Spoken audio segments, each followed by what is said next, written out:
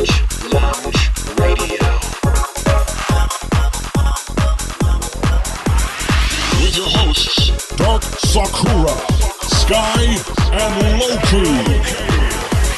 This week, Music Gaming is bustled with news of an arcade upstart giving waiting players something to do and the return of Rock Band coming to most of this generation's consoles and more. Join us for this, stories from PAX, as well as your comments, calls, and more right now on the show where every gamer has a voice. Orange Lounge Radio.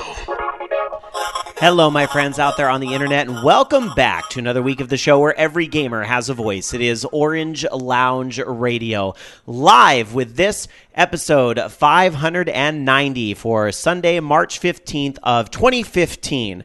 My name is Rob Roberts, and joining me live in studio is Techmaster Loki. How are you doing, Loki? I'm doing okay. Yeah? I bought too much pizza, though. But you brought a lot of pizza. You actually had to unload pizza on me. Doesn't always happen. It's Little Caesars, and $5 for like a large pizza. So it's like, why not? Is there such a thing as too much pizza? I don't think they had them. They have those hot and ready pizzas, so you just go in and like pay money, and they just throw you a pizza.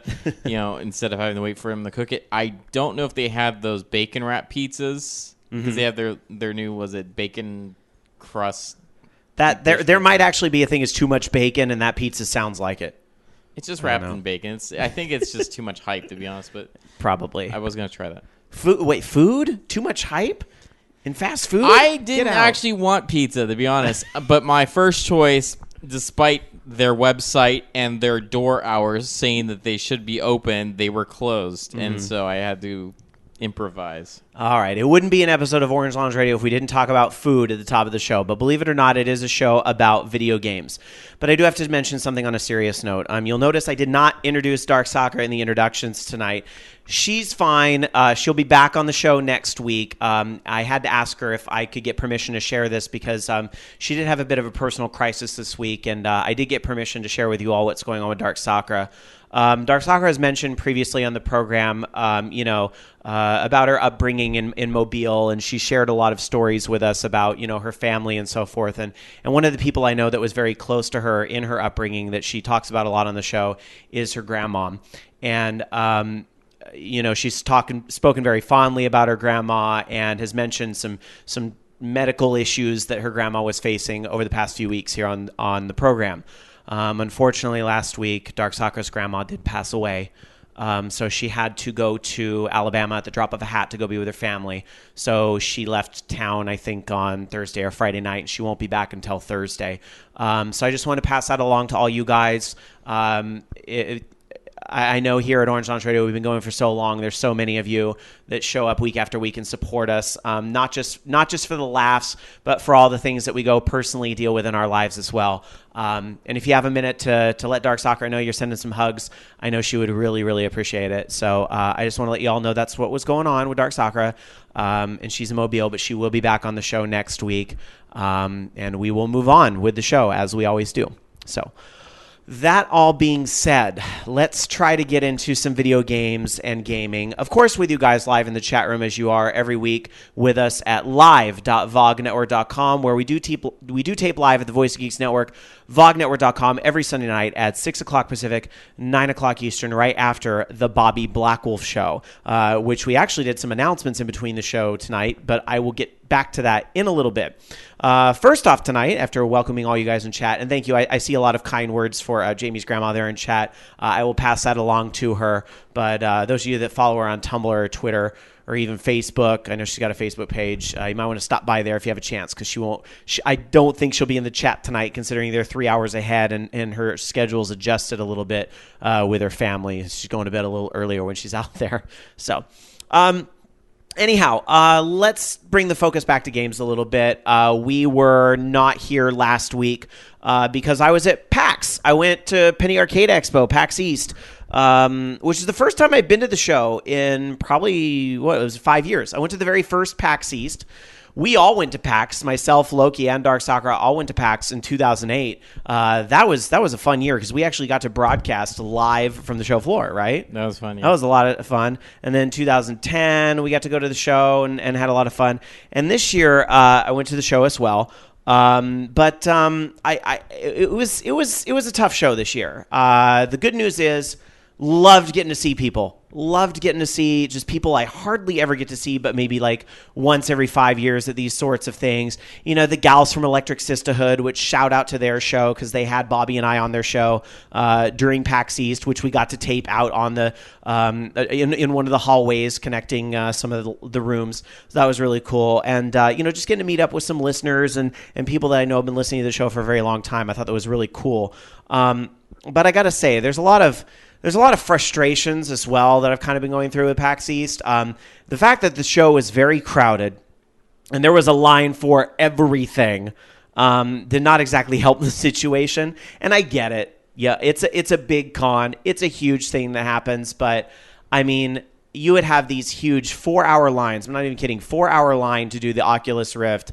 And they capped the line. So it's like you can't even really stand around to get in the line. You have to kind of walk around the booth, and maybe when you come back, you'll happen to catch that 60-second window where you can jump in the line. Bobby and I got to do this with Final Fantasy XIV. We lucked out. The line was capped, but we had actually turned around to go look at something else real quick, and then we noticed that the guy wasn't standing there, so we jumped in the line, and immediately that enforcer got back in the line behind us and capped it again. So like we lucked out getting to do that Final Fantasy XIV thing where all I wanted was the T-shirt. All I wanted was the T-shirt that says I beat Shiva. So, phew, we got the shirt, and I didn't have to worry about that anymore. But that was an hour wait just to play a game that I've already played online.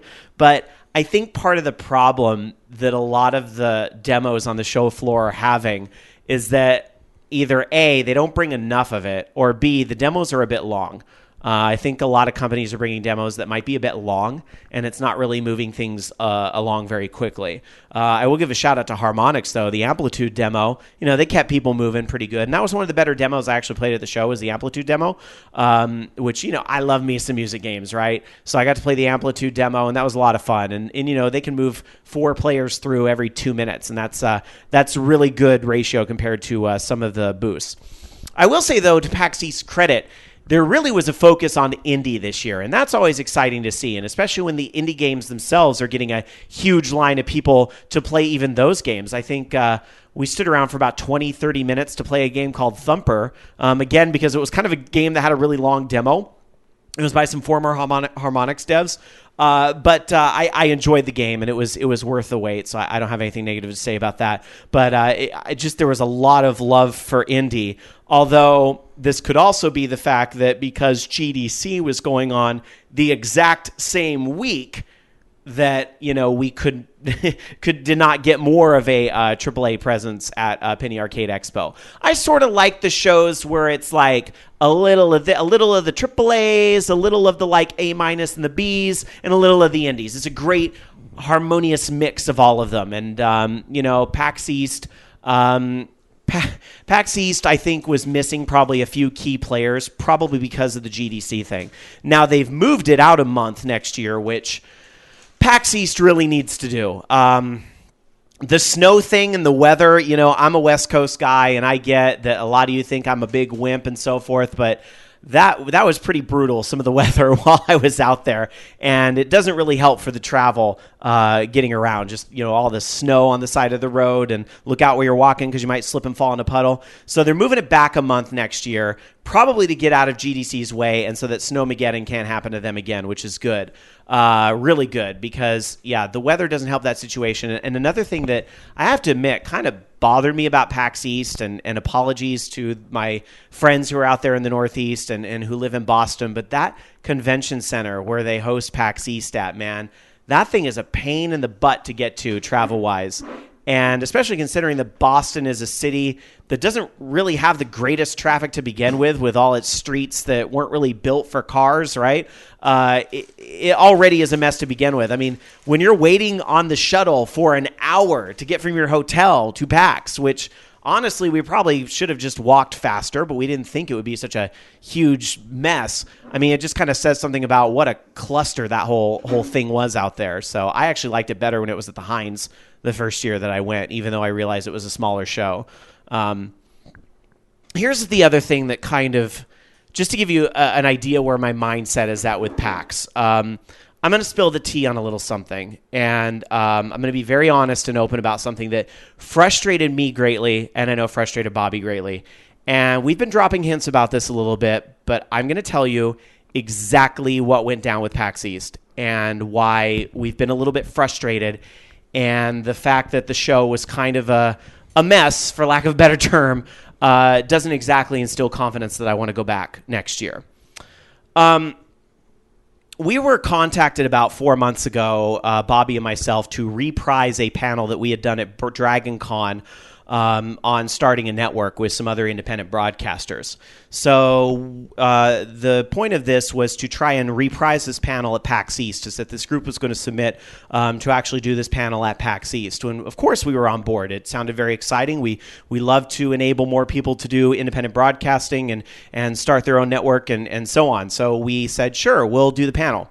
And, Bobby and I were talking a little bit off this email conversation, and well, what if they don't pick up the panel because we don't have any, and I'm using my quotey fingers here, star power on this panel. So the realization is the odds are that the panel will get picked up is pretty low. But then we realized, well, okay, if we don't get into the show with this panel, then we can certainly get in as media, because we've broadcast from the show floor in 2008. We had that. We, did our thing in 2010 and had fun at the show there. So, and we know that other podcasters that have got in as media, and it's not a problem. We won't have a problem with that. So I booked my flight to Boston. Bobby got the hotel, and we're all ready to do PAX East. And of course, this is long after the general admission tickets had already sold out, because PAX sells out in 15 minutes, right? So Bobby and I find out that we didn't get the panel, which, we kind of saw that coming, unfortunately. We would have loved to do it again, but all right, it is what it is. They want to focus on these, big AAA developers hosting their panels, even ones that don't have a booth on the show floor. At least they're showing up to do a panel, so they give this panel space to these AAA developers, whatever, fine. So we decide to apply as media, and we send them everything that they requested, and we get a form letter denial that we do not meet the criteria to get in as media. But what's interesting about this, Bobby and I submit our credentials together. Bobby gets the denial for media, and then I get at the exact same time, even though my information was on page 2, I get at the exact same time, please submit your credentials. So I send them the exact same thing that had been sent before. A week later, get denied. Both Bobby and I independently write to this email box to say, could we get more insight as to why we were denied? We meet the criteria. We're fortunate enough that, if you look at Stitcher Top 100, we're one of the podcasts in there, very competitive with some offerings from like IGN and so forth. And that's all thanks to you guys. Thank you so much. But, we feel like we have enough of a listenership to kind of justify that sort of access. And keep this in mind, because I don't want you guys to think, oh, this is Rob just bitching that, he's on a podcast and podcasts aren't media anyway. Because here's the other side to this. We have peers that we know are getting into the show as media. And we know other people that have comparable listener bases and comparable, stuff to us that are getting in as media. So we figure, well, if they're all getting in, then we shouldn't have a problem either. We'll just pick up the phone and call them like we do with E3 and explain it, and that won't be a problem, because that's exactly what happened with E3 last year. Unfortunately, no telephone number. No response to our email. Nothing. We're not given a reason. We're not given an explanation. We're not given a chance to appeal. We're not given a live person to contact for this. Meanwhile, again, we talk to other podcasters. We know our peers are getting in. Our peers are getting emails answered. Our peers are finding a way to, get a live human being to respond to something. Again, Bobby and I had contacted independently. Are we being ignored? Yo, PAX, did I hurt your feelings? It would be nice to know. I mean, tell me. Let's have a chat over coffee. Let's see if we can hug it out a little bit. I'd like to know, because when you don't answer emails and you don't provide customer service, that comes off as unprofessional. Again, I want to reiterate this. This is very important. I am not complaining that I didn't get a media pass. I am totally fine with that, if the rules are consistent. I believe I've presented enough examples here where I'm showing that it was not consistent. And that's what frustrates me greatly, is that it was not consistent. We weren't even given the cordial reply of, if they had replied back and said, sorry, we were looking for X, you have Y, then you know what? As long as I had my chance to kind of make my case and so forth, if they were going to stick with it, then fine, it is what it is. Even though this is the same show where we were broadcasting from the show floor in 2008. Apparently it was media then. With a much smaller listenership at that time, I'm assuming as well. Right? So. Right? So anyway, so that left a sour taste in my mouth, which you probably could tell over the past couple weeks in the show. But you know what? Damn it.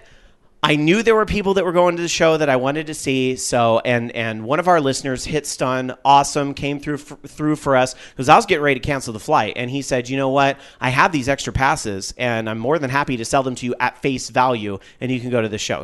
I wasn't playing that scalping game, but our listeners are good enough to not be scalpers. So I decided, you know what? Fine. I will pay the money to get these tickets and I'll go to the show. I flew out there on my own dollar and all this stuff. It is an independent pot. There's no first class jet or expense. It's my money. Jet. It's my money I used to fly out there. And I'm telling you, I don't see a reason ever again to spend that kind of money to go to a show like that. The lone exception being that I could see my friends again. However, I have a pretty good suspicion that if I go to some different cons out on the East Coast, such as Dragon Con, which I will continue to support. Dragon Con's kind of its own thing because Dragon Con isn't an expo so much as it is a convention, and it's like 20 small conventions all taking place at the same time. And Dragon Con replies to their emails, so that's one thing.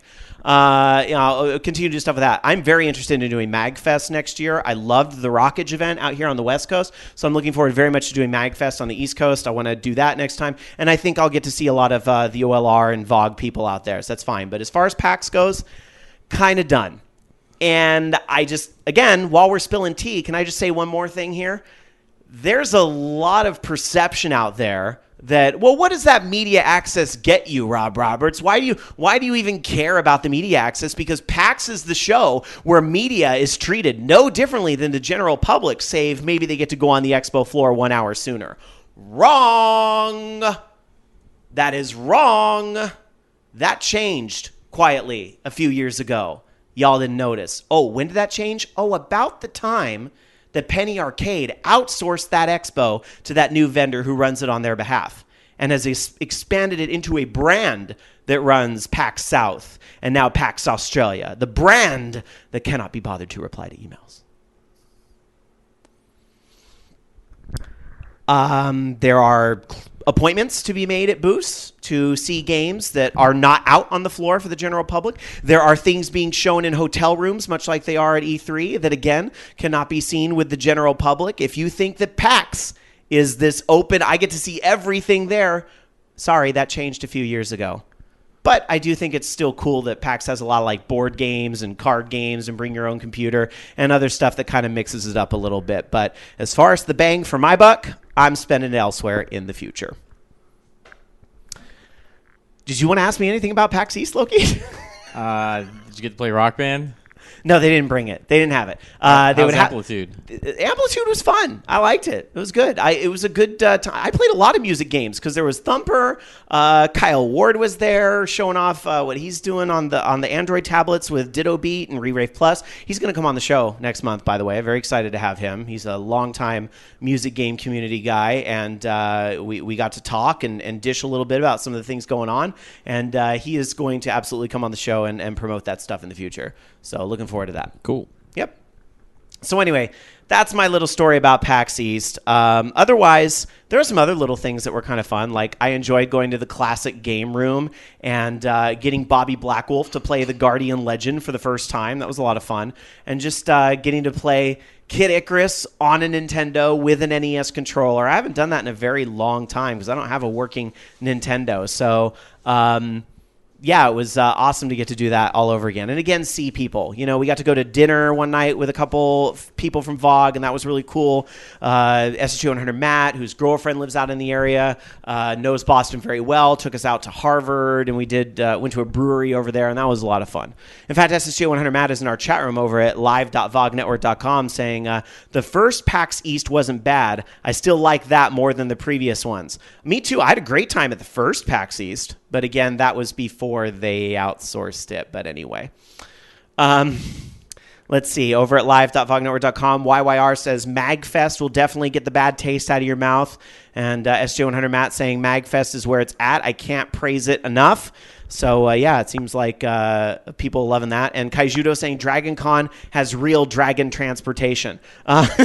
Yeah, well, Dragon Con's a lot easier to get around because they hold it downtown at all these different hotels. They're all interconnected, and even if they're not, there's a lot of shuttle service. I don't hear about a lot of these same problems at Dragon Con. So I will still – Dragon Con will be like the one big show that I do a year. But from now on, I totally plan to focus on more like small and mid-level gaming expos where there's more to do. Just to put this in perspective, I played more games, actual games. I got my hands on more games at Rockage in San Jose, which was actually, I was there for only one day. That event was multiple days. I was there for one day and played more games than I did the 3 days at PAX East. Just food for thought. Anyhow, I'm not just here to bitch and complain, but a lot of you guys have been asking me questions about what's going on. Why have you been subtly side-eyeing this whole thing? So there it is. I've laid it all out on the table. Take what you will from it. I will, to turn this into a positive, though, before the show tonight, getting into housekeeping a little bit here as well. Before the show tonight, Bobby and I and Loki made some announcements about what's going on with VOG Network. So first off, great news. We'd like to welcome the Geek Card to VOG Network. Yay! Hosted by Razorbug, Rob, and Sil over in the UK about various things in geek culture, video games, television, so forth. So get your Geek Card stamped with them every week. So welcome them to the network. And we also talked about how we're not doing E3 this year. For very similar reasons that I've just vented to you about with PAX. E3 is also going down this hole of, why am I going to spend all this money to go to E3 just to maybe have appointments, maybe if I'm lucky and I beg, and we can make people understand what a podcast is, even though Serial is huge right now. But anyway, if we can get an appointment to see the exact same thing that they're streaming on Twitch TV at 3:00, I'm not sure the money is justified to spend to go to something like E3 when that is money that we could spend to get table space at a medium or small convention like GamerX, like MagFest, like something else. California Extreme I get to go to this year. I don't know if we're doing anything with that yet, but maybe. I hope to. I'm going to ask that question. One other exciting announcement. I'm very excited about this because this is a local organization, but they're doing things on an international scale, and that is the Sacramento branch of the International Game Developers Association. And the SAC IGDA is actually hosting an event here locally on April 11th, and we are going to be broadcasting from that event live all day from 10 a.m. to 5 p.m. Actually going to be broadcasting from that, and you guys will be able to ask questions with some of the developers that we'll be sitting down with. And you might think, well, if it's Sacramento, then I don't live there. These games are all games that are trying to get noticed more on a national scale so they can be distributed on things like Desura, as some of them are actually getting exposure on. And other national platforms. So it's not like, in this day and age of the internet, you won't be able to check out a lot of these games for yourself that we're actually going to be talking about on the show, on that live broadcast. So VOG Network with us from OLR will be broadcasting from the Sacramento Indie Arcade Gaming Expo at the Colonial Cafe in the Colony next door on Saturday, April 11th. If you happen to be local in the area, you should probably come on down and say hello. So that's something very exciting to announce. You see, and I bet we'll talk to 10 times as many developers at that than I have at any other show. Probably. And I have to spend $5 on gas to get over there. If that. Isn't that a better use of money? I think so. So I'm excited about that. Loki, you were already talking about going to this, and then all of a sudden it's, hey, guess what? We're gonna be broadcasting from it. Hopefully I can still go to it. I'm hoping I can. Now, I'm hoping you can too. It won't be the same without you. So, all right.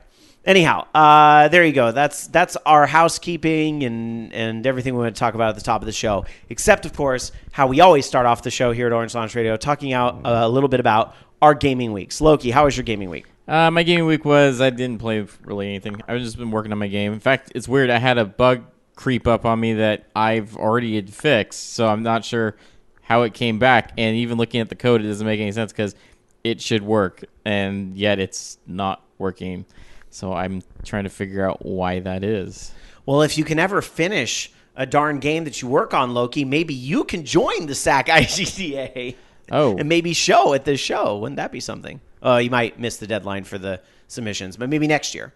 Nope, figured it out what it is just now. Wait, just now? Wait, you just squashed a bug in your head as you were complaining about it? It's hitting the collider that's on the car that I put there because I replaced the colliders on there, and so I don't have it on a masking layer, and so it's hitting the car's own collider, and that's why it thinks it's still on the ground. I'm so stupid. Anyways, but that'll be fixed today. No, but really the whole thing I was working on this week was getting the car model I had was originally just kind of stand-in thing, and now I have an actual car model on there, and it looks fancy and everything. Well, it matches the style of the game. And what else did I do? That was pretty much it. I was just really tired this week. A lot of it was trying to catch up on sleep, and I got really distracted by CinemaSins this week. I watched way too many of those videos. But mostly because I was so tired, I couldn't concentrate to work on stuff. And so I don't know. I just kind of slacked off a little bit. I played a little bit of Lego Marvel Superheroes, but less than a minute. Just very little. And I really meant to play DJ Hero this week. I just, once again, too lazy to go dig out the turntables in the other room and set up my Xbox 360 because it's not currently set up, and finding the disc wherever the hell that is. So, yeah. But I still want to play that, and maybe something on my Steam library. I've been kind of digging through that a little bit. I don't know. It's just been kind of slacking off week. Hopefully, I'll be a little bit more productive. Well, if you've been working on the game, working on a game. My goal was trying to have the game at least another level built, and I still very well can have another level bit. I'm just kind of tweaking the car a bit just to make sure that it works fine. Because in order to make the other levels, I have to basically duplicate this start level that I have and then change stuff in it. And if I make a change to something outside of that, then I've got to change it in every single level that I make afterwards, and it's just better to get all of those things fixed first and then do the car stuff. But I don't know. So that's it. Anything that you think you might get to play in the next week? The game's quite playable. My son played it for a good 20 minutes today. I just I have to jump on past one of the checkpoints, basically a game-breaking bug. And so I get him past that little ring, and he can drive around however he wants. And it works just fine. So that was the thing. So he's been playing with that, and it works. I don't know. All right. So I'll just work on it a little bit more. Since I didn't get a level done this week, that means I got to get 2 done next week. All right, well, my gaming week, I talked about some of the stuff I played at PAX already. So outside of the expo, of course, I did a little playing of like Theatrhythm and Fantasy Life on the flight and those good old standby 3DS games, right? And then when I got home, I've been playing some of the usual stuff, Diablo 3, because Alan is still super into Diablo 3. He's like Paragon 350 plus at this point, I think. I don't know. I'd have to ask him, but I know that doesn't mean anything to you, Loki, but that's a lot. That's like 350 levels. In a game. That's a lot. Understand that. It's a lot. But, it's what he loves doing right now, so that's cool. I'm up to Paragon 140, I think, at this point, so I'm lagging behind a little bit, but I'm able to run Torment 6s with him and stay alive with my monk. So are they does the difficulty ramp up as you level up, or you just become all godlike and just be able to squash anything? Well, the set difficulties in the game are like normal, master, hard, all the way up through Torment 6. And you do get to a point where even in Torment 6, you're pretty much face rolling a lot of the rifts and all this. But here's what happened. Here's what happens is that when you beat a rift, most of the time you'll get what's called a keystone, and that keystone allows you to enter a greater rift. And the greater rift starts with a trial where you just fight these mobs over and over again. They get harder and harder and harder, and they respawn in these different waves. And if you get to about wave 25, you're running the equivalent of a tier Torment 6. But the numbers go higher than 25. In fact, I believe they go all the way up to 50, maybe 60. I don't know. This is probably more of an Alan question. Maybe he's listening and can run out here and tell me. But so once you get the keystone, then you actually run a rift at that level. So let me tell you, even though like Alan is that level I told you he's at, he's still banging his head on, I think, Torment 37 right now. So there's still a lot of room for him to grow beyond what he's doing. So that's kind of what the end game ends up being. But I mean, it is still Diablo. It's a dungeon crawler. It's a click loot fest, but there's something very zen about it, just sitting down and playing. And then, you get to play with friends, and you get more experience when you play with friends and so forth. So I tried playing Clicker Heroes this week just to see, because I haven't looked at it in months, and it won't even open anymore. What? Yeah, it won't even open on my computer. Oh, no. So I was like, okay, well, I guess I'm done with that. Let's see. Anyway, what was I going to say? Outside of Diablo 3, also a little more Final Fantasy 14, because I didn't even mention we did this at Penny Arcade Expo. The one panel, we did stand in a line to get in a line. Even though you're not supposed to do that, everyone does it anyway. But we stood in a line to get into the line to get into the Final Fantasy 14 panel, where they showed all the information about the expansion, all like the new outfits for the different jobs, and announced the release date of June 23rd. Our birthday here at OLR. So how appropriate, right? So Heaven's Ward, the expansion is coming out June 23rd. So we actually did that panel. So, of course, it kind of got me a little more enthused for Final Fantasy 14, so I came home and I played a lot of that as well. But I did play new stuff, guys. In fact, I played a game that I really should have played 4 months ago, when it was first free on PlayStation Plus, and I downloaded it, and I really should have played it then. I don't know why I didn't. I just probably game overload, or I was sucked into my MMOs or something. But Flacco Jones had told me about 4 or 5 different times, Rob, you need to play Velocity 2X. You need to play this game. And so finally, I decided to sit down and play it this week. I think his most recent tweet yelling at me about this finally resonated in my head. So I went in and I played the game, and I love it. It's great. It's like, and Flacco was saying that I would really like it because every time I talk about the Guardian Legend and how it's like half a shooter game, half like a Zelda adventure exploration game, he's like, that's Velocity. You need to play Velocity. And it kind of is. I mean, Velocity definitely has the shooter and more like a side-scrolling platformer, whereas Guardian Legend is more like a Zelda/shooter. I would say Velocity is more like a Rayman/shooter type of thing, but definitely encourages and embraces speedrunning because, it's at the end of each level, of which I think there's 50 levels in the game. At the end of each level, you're evaluated and you get a medal on how fast did you do it, how many of the possible survivor capsules did you pick up, how many of the possible crystals did you pick up, and how much out of the total possible score did you get by killing every monster that's in the level and so forth. So you get evaluated on all that. And if you want a perfect, which of course, if you obsess over not missing anything in your games like I do, then you obsess about getting a perfect. But if you want a perfect medal, you got to do all those things at the same time in one run through. Get a very fast time and collect everything. So it really presents a challenge, and it's a good looking game.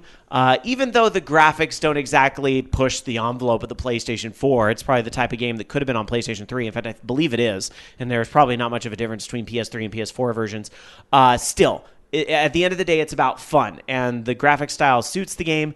And it's a lot of fun. I go back and I play levels over and over to try to better my score. And the soundtrack is so good. The soundtrack is like Commodore 64 influenced. Nice. So again, credit to you, Flacco Jones, because 3 or 4 months ago you were telling me, Rob, this is like a perfect game for you. Why are you not playing this game?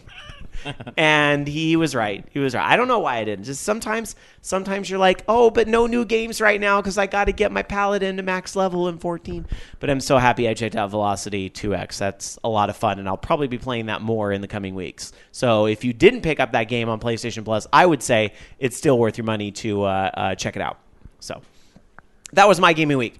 Since we already went through our housekeeping notes for the night, I will mention we are on Twitter, twitter.com/OLR. We're on Facebook and Google Plus as well, facebook.com/orangeloungeradio, google.com/plus Orange Lounge Radio. Let's get into some gaming news. Usually we would do like a last week's news set-to-holic, but there was kind of a few big stories that require a little more attention. So let's get into some highlights from last week, Loki. So the big one, which we kind of knew was going to happen, or at least thought it would happen, was Rock Band 4 was announced. And they announced it for PlayStation 4 and Xbox One.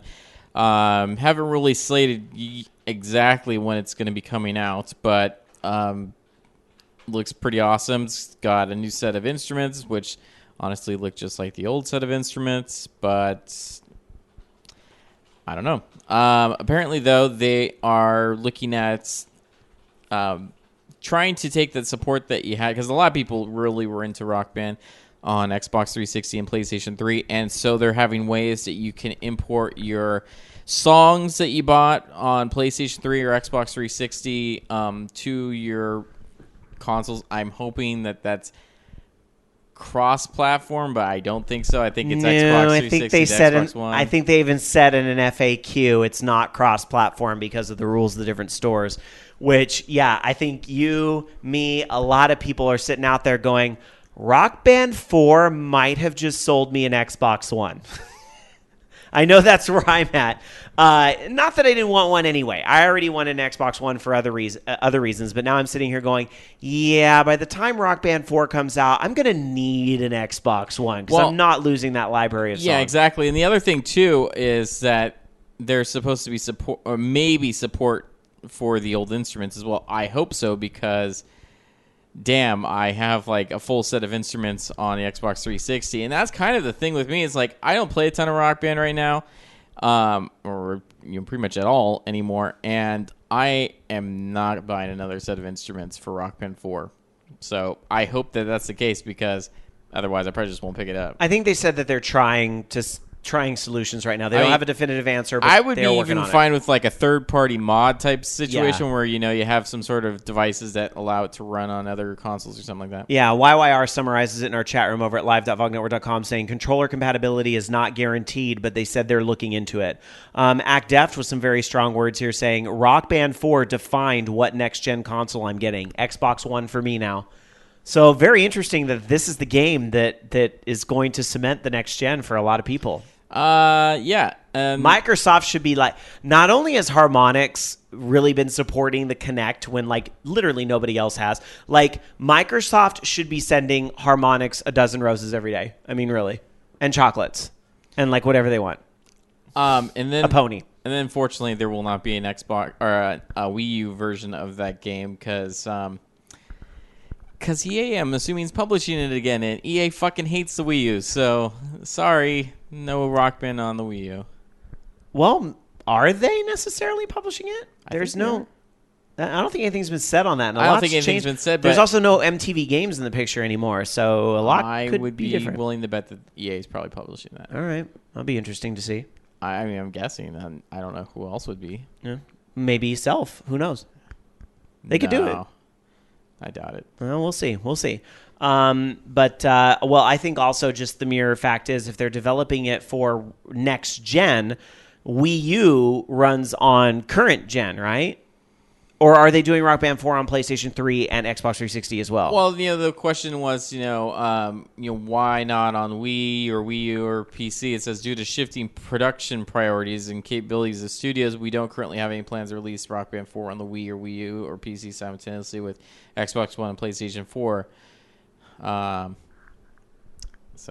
Bobby in our chat room is clarifying that EA doesn't publish Rock Band 3 anymore. Mad Catz publishes it now. There's no EA splash screen anymore. And Act Deft jumping in saying Mad Catz is doing it as well. Oh, that's right. They make the instruments, so.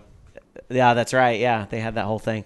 I am a little sad that they eliminated keyboards. I think we all saw it coming, so I can't be upset, and I don't want to be one of those gamershateeverything.com types of people, but yeah, I'm still a little sad, especially if the old tracks are going to work. It'd be nice It would be nice. It'd be nice just to have that support there. Not Yeah. necessarily new songs supporting it, but like the Yeah. old songs would be nice. Yeah, I would like to see that as well, but But why put it in if you're Yeah. you're not going to support the new songs? keyboards clearly did not do too well. But I am expressing my grievance. I would like it to be aired, and that's that.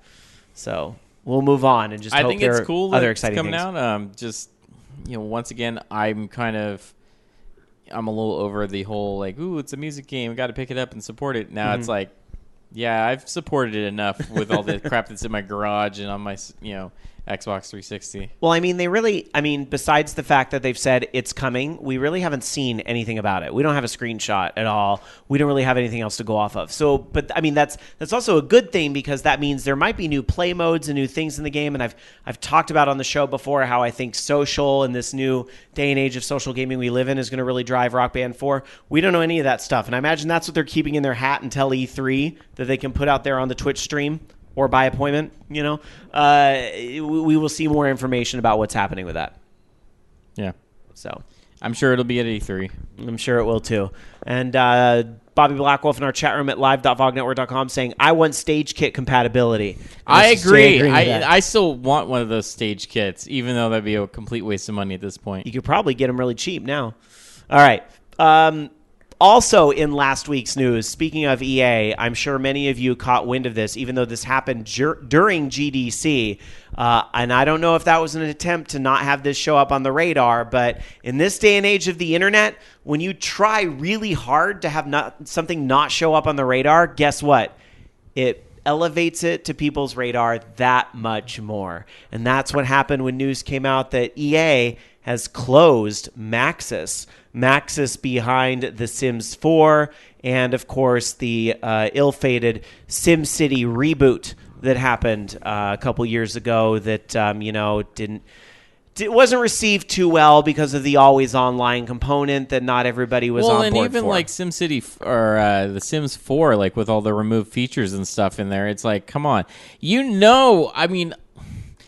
I have a hard time believing it was just Maxis going, this is going to be a good idea. I can't help but think that EA kind of pushed them to do certain things that they did in that. That's the other thing that's kind of interesting or crazy to me in all this is that, Maxis, ate a lot of controversy with the SimCity thing. And I don't know, when I still think of Maxis, I have a very soft space in my heart because I think of all those amazing sim games from the 90s, like the original SimCity, even SimCity 2000, even though I didn't like that one as much, but I know a lot of people did. But I think of things like Sim Ant, Sim Earth, Sim Tower. I loved all those games, and man, that was the heyday. And unfortunately, now they started going in this direction with the SimCity, and I wasn't a big fan of the whole always online thing because I think a lot of us, why did we love SimCity the original? Cheat codes and making Godzilla appear whenever you want by typing certain things in the keyboard. But in this day and age, and the way EA's model has been as of late, is now you can pay money to unlock all that, and people were not having that. But I feel like that is part of EA's culture, not Maxis's culture. So there's something very odd to me about the reason that game flopped was probably more EA's influence than anybody else. Yeah. And so that's what's very frustrating about this news. And again, I'm just sitting here in my spare room in Sacramento commentating on what I see. I don't know how it works on the inside, but I still can't help but feel like every issue with these games was something that was decided in a boardroom, not by a developer. To me, that's kind of the same situation, I think, with Activision and Bazaar was, kind of that, oh, hey, we have an idea, you do this, and then it didn't work out, and so they punished the developer instead, even though it was their terrible idea. Kassen in our chat room over at live.vognetwork.com says, no shout out for Sim Farm. Look, I didn't shout out Simcopter either. Okay, look, I can't name them all.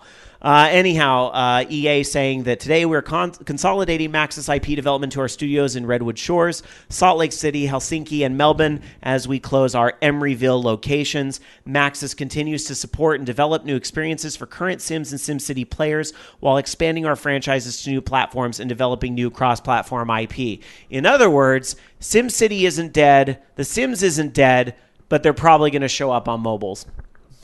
Well, they already have. I think it's more of they're going to have different teams developing it. And you know what? Maybe that's better for that series. Maybe it'll end up being... I still feel like if some of the same decisions are still made, it's not going to change a goddamn thing, and you know that. So EA is going to have to take a different approach with, if they're going to move it to a different development studio, they need to let that studio make the decisions. Well, whose idea was it for like Sim? I mean, I'm assuming it started with like kind of Sims 2 and stuff, maybe even Sims 1, where they had like $400 worth of expansions and shit for like the Sims. Well, here's the other thing to keep in mind, though, is that the Sims at the time, and I think maybe still, possibly eclipsed by one of the Blizzard games like World of Warcraft, but I'm pretty confident in saying The Sims is the biggest PC game of all time, or at least was for a very long period of time, unless something's eclipsed it recently that I'm not aware of. But I mean, when you have the most popular game of all time, multiple expansions to that, I think, are justifiable and fine. You know, whatever. Yeah, but when you have like a new expansion coming it's out, not like, that every different 2 from months, DLC today. It's not that different from DLC today. It's not that different from EA DLC today. And I mean, it's the same thing. It's just, they support it with discs and that kind of nonsense. Yeah. So, I don't know. This news hits hard a little bit just because, again, I remember Maxis from the 90s, and I used to love them. But then, it kind of went downhill with sport, didn't it? Yeah, I hate to say it, but unfortunately, they haven't knocked one out of the park probably since maybe, Sims 2. Even Dark Sakura, that girl in the earlier years of the show, she used to play Sims all the time, right? Have you heard her talk about Sims 4? Maybe once? She's kind of moved on. So I think, unfortunately, that kind of says a lot about what's going on. You're right. Spore... And it's so hard to say this because I think Will Wright is a genius. I do, but Spore, we all know Spore missed the mark in several places. That's where it was fine. Just I'm too fine disjointed. with Will Wright kickstarting something if you. Yeah. Yeah. Why don't you come out with another city simulator or something like that? Simulator City. Every musician has their not so great album, so you know what? Every designer is allowed their not so great game as well. So. It happens. Anyway, also, it's funny you should say that why doesn't he go back? It sounds like somebody else might have actually put out the game that people wanted. Bobby Blackwolf in our chat room at live.vognetwork.com saying, apparently Cities Skylines or whatever is today's Sim City. A lot of people love it. And it just launched last week. And Tiger Claw says, yeah, one of the reasons is the Steam Workshop support. People can mod it. And yeah, somebody even tweeted me like, Rob, are you going to play this game? And I'm like, yeah, if I can look away from the MMOs for like 2 minutes, I'll play this game. But I am very interested in this City Skyline, which sounds like opportunistic as hell in a way. But hey, good on you. You heard that all the people wanted this game instead, so you went and made that game. Good for you, and it's getting very good reviews from what I'm hearing as well. So maybe City Skylines is where it's at. Yeah. So anyhow, never, bad decisions or not, it's never easy to talk about people losing their jobs. So I hope all those people can find footing somewhere else. And, again, I know I realize, and I think Logie realizes, it's probably not your fault if you're a programmer or an artist or somebody on the front lines. It's probably not your fault that SimCity went online. And I'm sure many of you internally often wondered these questions as well. So sorry to see that happened. I hope you can find other employment somewhere very soon or venture out and open up a new studio, as we've seen a lot of people doing, and a lot of those indie developers that were at PAX East were part of that. Anyhow, let's move on to something else. This is going to be something a little different for the show. We haven't really done anything like this before, but some big news came up during that week that I was at PAX East. And this was so big that I was getting plenty of Facebook messages about it. Like, Rob, you going to talk about this on OLR? You going to talk about this? And I was getting tweets about it and so forth. So, yes, we're going to talk about it on OLR. And I think this news is not on a lot of people's radars. And I actually got a tweet from our buddy YYR that said, hey, Rob, can I kind of do a special piece on this or something? Because I really want to have my say on this and explain this to everybody. And I was like, yes, we can have a foreign correspondent now. Woo! Exactly. It's kind of We've made it. We do. We have a foreign correspondent from New York. Is that foreign? Well, foreign enough here for us here. It's a little outside the People's Republic of Davis, but So we are going to go to our foreign correspondent to talk a little bit about what is going on with Programmed World. And I'm going to reiterate, I don't think a lot of people are talking about this because this is very deeply rooted in our deep roots of being a music gaming program, which is really where we started. So I don't think this is popping up on a lot of people's radars, but I'm going to ping it right now. So let's go to our foreign correspondent, YYR, with more information. The End of an Era, Nostal Mix. This is an Orange Lounge Radio special report. I'm Aaron Toplitsky. How far would you go to play a video game, or to share it with the world? Konami ceased production of Beatmania IIDX home versions in 2009. They continued yearly updates to the game, each bringing lots of new songs and challenges, but outside of Japan, they were impossible to find. A small group calling themselves DJ hackers began to crack these newer versions of 2DX, which were running on fairly ordinary PCs running Windows XP embedded. They did release the cracked data for download on a private BitTorrent tracker, but their true goal was to bring the full 2DX experience to arcades outside of Japan. So, while they soon had cracked versions of the game running on legitimate 2DX cabinets, their efforts did not end there. In Japan, Konami runs a network called eAmusement. At first, it simply tracked scores and clear status for each song, but the online features were greatly expanded in later versions. Today's Bemani games are continuously updated, each having dozens of unlockable songs, plus customization features, in-game score comparisons with rival players, and even the ability to pay for your games using virtual currency. Konami's current business model actually revolves around the eAmusement network. Arcades no longer pay for new versions of Bemani games. Instead, they pay Konami monthly for network access, and also pay approximately 30% of each machine's revenue. Further, the latest games need to be connected to the network just to function. If they can't connect at boot time, they can't be played. In fact, arcades must have a current eAmusement subscription and agree to these terms in order to receive the newest game versions at all. They can't be obtained in any other way. Several independent arcades in America have tried contacting Konami in an effort to sign up for eAmusement, but none to date have received a reply. Following many months of work, DJ hackers successfully reverse-engineered the eAmusement network and then set up their own, which they of course named after a song in 2DX, Programmed World. They also found a source in Japan who could provide access to current Bemani games. By late 2011, Programmed World had reached out to known locations outside of Japan with 2DX machines, informing them that they could now run the latest, current version. All they needed was their machine, a pair of card readers, a broadband internet connection, a Linksys router, and a bit of cooperation. Programmed World offered the service free of charge, and just as Beatmania 2DX 19 Linkle was released in Japan, arcades in America received it mere days later. This effort grew, and over time, Programmed World added support for Poppin' Music, DDR, U-Beat, Sound Voltex, Guitar Freaks, and Drum Mania, delivering new versions of most games as they were released. Programmed World even added some features Konami never offered, such as transfer of player song scores from one game version to the next. Then, seemingly suddenly, just over a week ago, the administrator of Programmed World received a cease and desist letter from Konami Digital Entertainment Incorporated. Several arcades serviced by Programmed World also received letters asking them to stop running current versions of Bemani games or face potential legal action.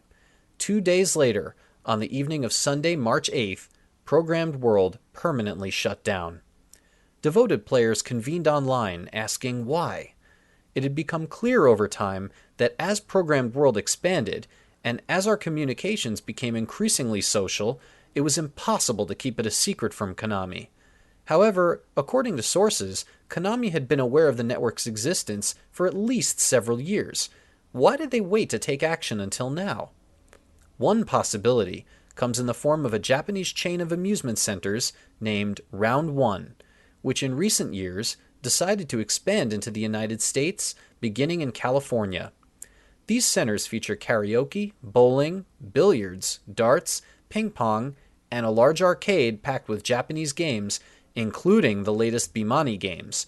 But through a special deal with Konami, Round One's Bemani games are all connected to the official Japanese eAmusement network.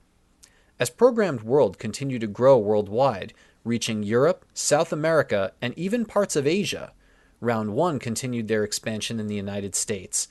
They've already opened locations in Texas and Illinois, and are coming soon to Washington, Massachusetts, and Pennsylvania. They list Beatmania IIDX as a Round 1 exclusive game on their website. So, some players believe that they may have seen Programmed World as unfair competition and asked Konami to shut it down. Another possibility comes in the form of an announcement quietly posted to Konami's website less than 2 weeks ago, the opening of what they call e-amusement global service. Further details have been promised later this month, but what players are hoping for is that Konami recognizes a global demand for their games and will begin to provide the service directly to arcades around the world. However, whether they'll actually provide the service to locations other than Round 1 remains to be seen. And even if they do offer the service to other locations, there's no guarantee that the cost will be affordable enough for struggling independent arcades. Ultimately, these arcades and their owners stand to lose even more than the players. At the very least, until we learn more about Konami's plans, all of the machines that were connected to Programmed World must be manually downgraded to versions that will run offline. The newest of these is over 3 years old. The situation for some venues is even worse. The newly opened Nanuet Arcade in New York recently purchased DDR 2014 and Sound Voltex 3 machines. Both are still on their way from overseas, and without a network connection, they can't be played at all. For Orange Lounge Radio, I'm Aaron Teplitsky.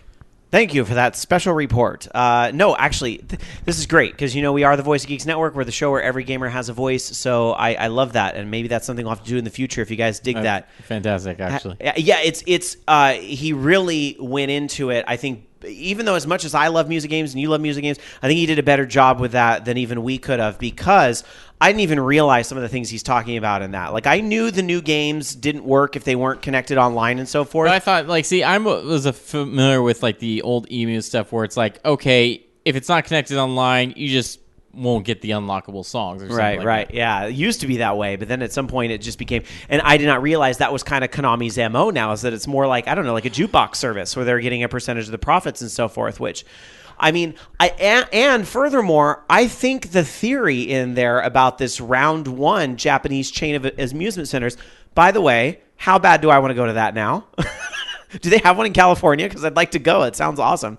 But anyway, I think that whole theory about Round 1 and the fact that, okay, if they are embracing having these machines there and they've made these deals with Konami because they know that, Bemani games are still huge in Japan and they want to be like a Japanese center or whatever, maybe they've agreed to pay the proceeds to Konami or what have you, then if they're going to go to these other arcades and see, wait a minute, these pirated versions of the game where they're not paying anything at all is running rampant, then it's, or I shouldn't say pirated, because some of them are purchased legitimately and on the network or whatever, but they're not paying that percentage to Konami clearly. So there's a different type of money exchange going on there. If they're all doing that, then Round 1 probably did complain about a problem there. It's a bowling alley, by the way. But it says they have a multitude, probably like our bowling alley here has Laser X and a big arcade and all this other stuff. So it's probably like a similar type of thing. So let's see. The closest place that they have one, which I'm wondering now that I see this, if they've taken over a different location there, but apparently they do have them in California.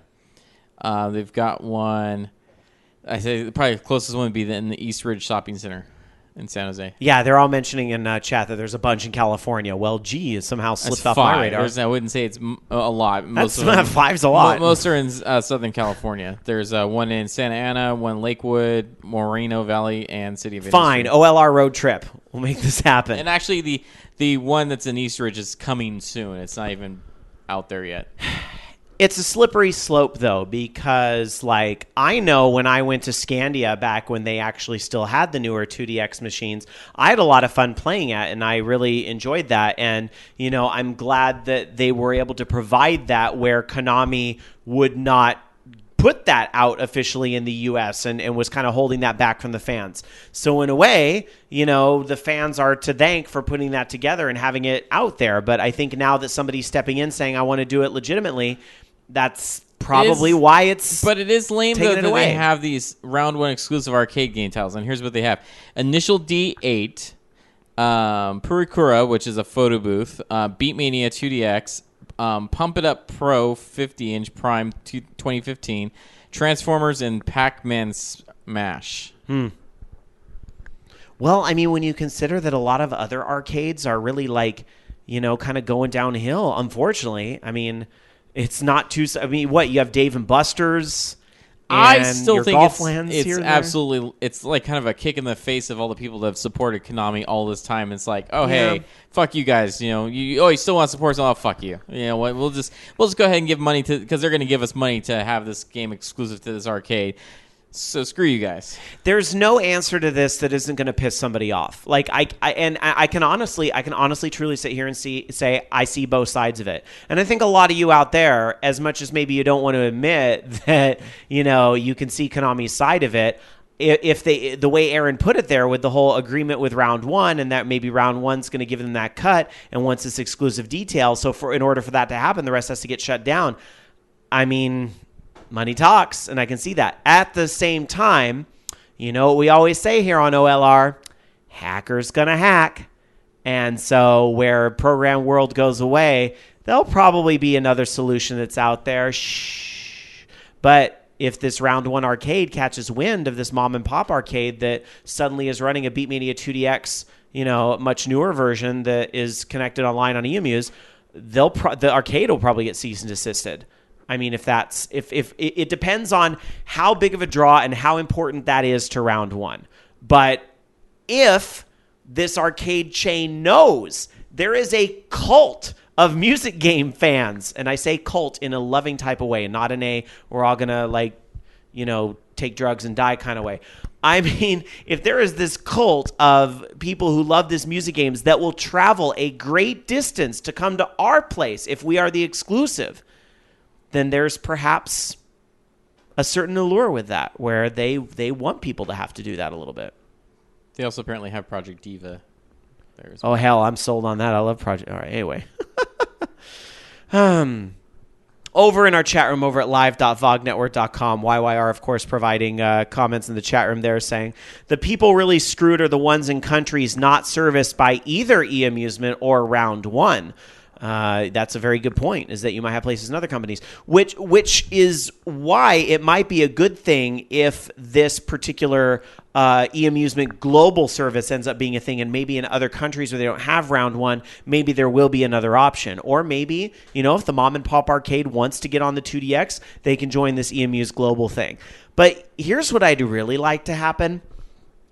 If Konami's suddenly realizing that this shit is recognized on a global scale, and if music games are experiencing a bit of a renaissance right now, is it too much to ask for a proper goddamn Beatmania release on PlayStation 4 where, wait for it, I know this might be hard to believe, but would it be too much to ask that we just get the same thing that Japan gets? Would it just... I know this might blow people's minds. I know this is something that might blow minds too, but... couldn't you maybe do a digital-only release or something like that? Hey, the arcades are upgrading. Let's push out upgrades that you can too buy.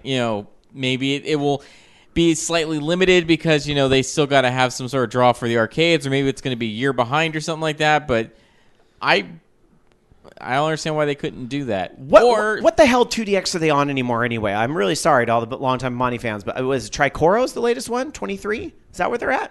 I don't know. Somebody in chat will correct me if I'm wrong. But what was the last one they put out properly on consoles? Princess, right? Empress. Princess. Close enough. 16 was the last one they put out on PlayStation 2, right?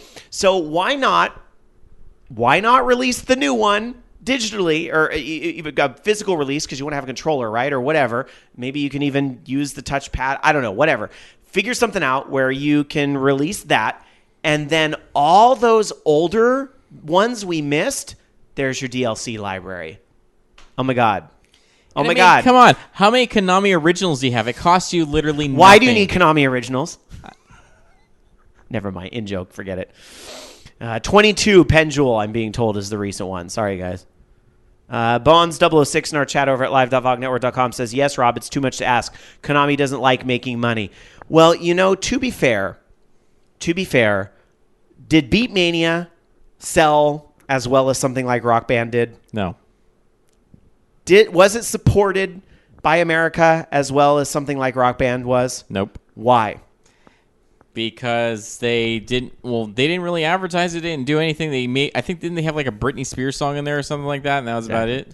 2 reasons, and these are the 2 things that must be fixed if Konami's ever going to succeed with something like this here in America, if they're going to reboot. These are the 2 things that must be fixed.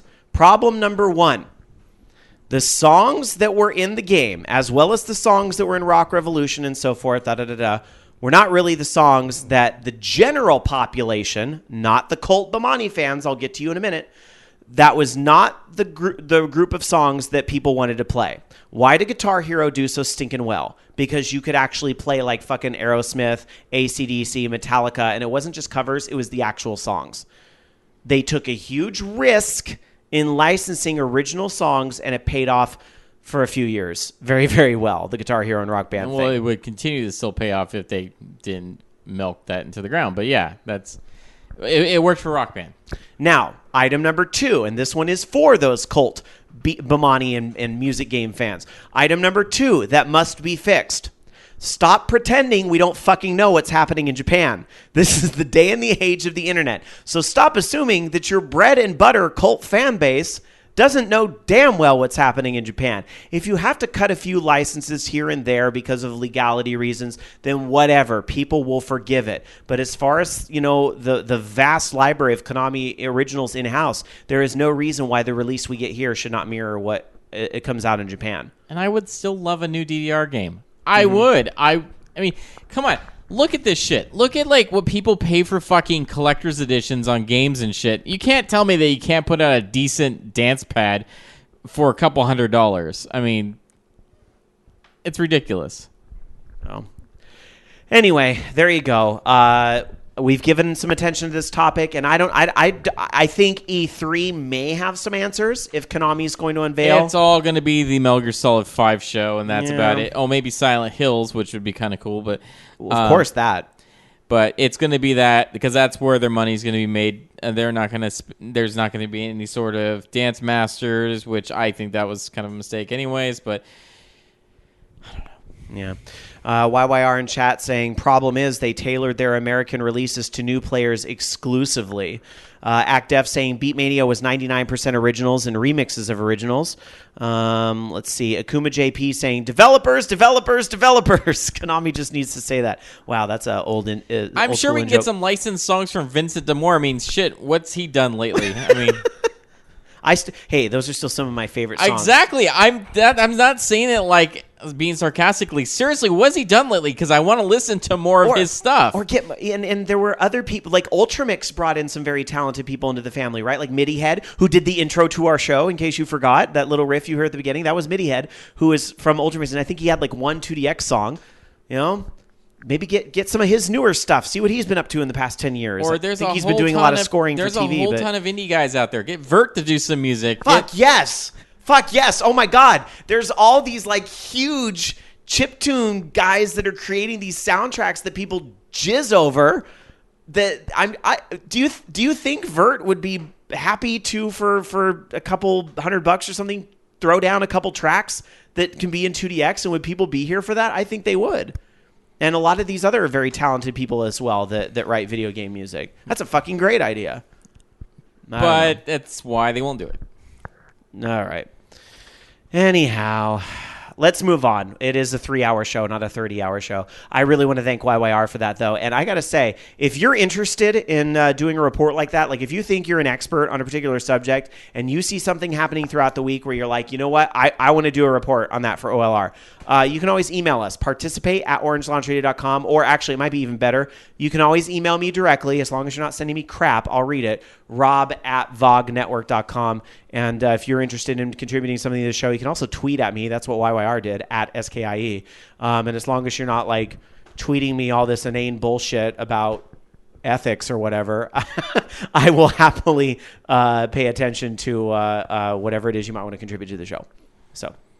All right, let's move on, though. We got a lot more news to cover as well, right, Loki? Moving into this week, finally. Some news from absolutely. This week. And this is kind of cool. It's more information about the new PlayStation 4 firmware update, 2.5. Some of the cool things that they're going to add to it is button remapping, which is great if you happen to have like a controller that maybe like a certain button's kind of not working correctly anymore and you want to fix that, or maybe you just want to remap your buttons because you like playing a certain way.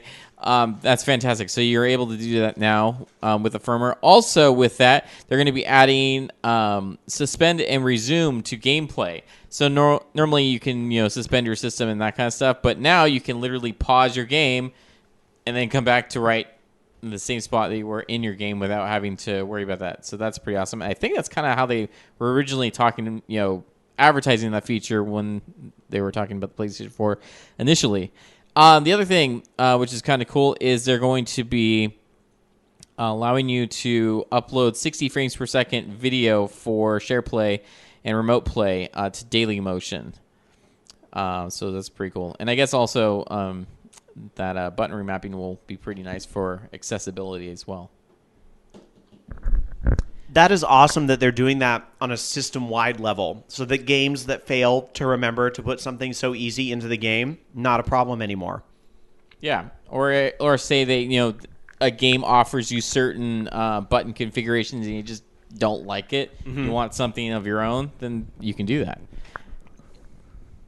Moving on, talking about what's happening with Nintendo, while we all wait for that PS4 firmware release, because it isn't out yet. But soon. I think in like April, maybe. Some people making a really big deal about that suspend resume thing because it was something they announced at the beginning and then it never came out. Am I the only one that like kind of forgot that was supposed to be a thing on PlayStation 4? Yeah.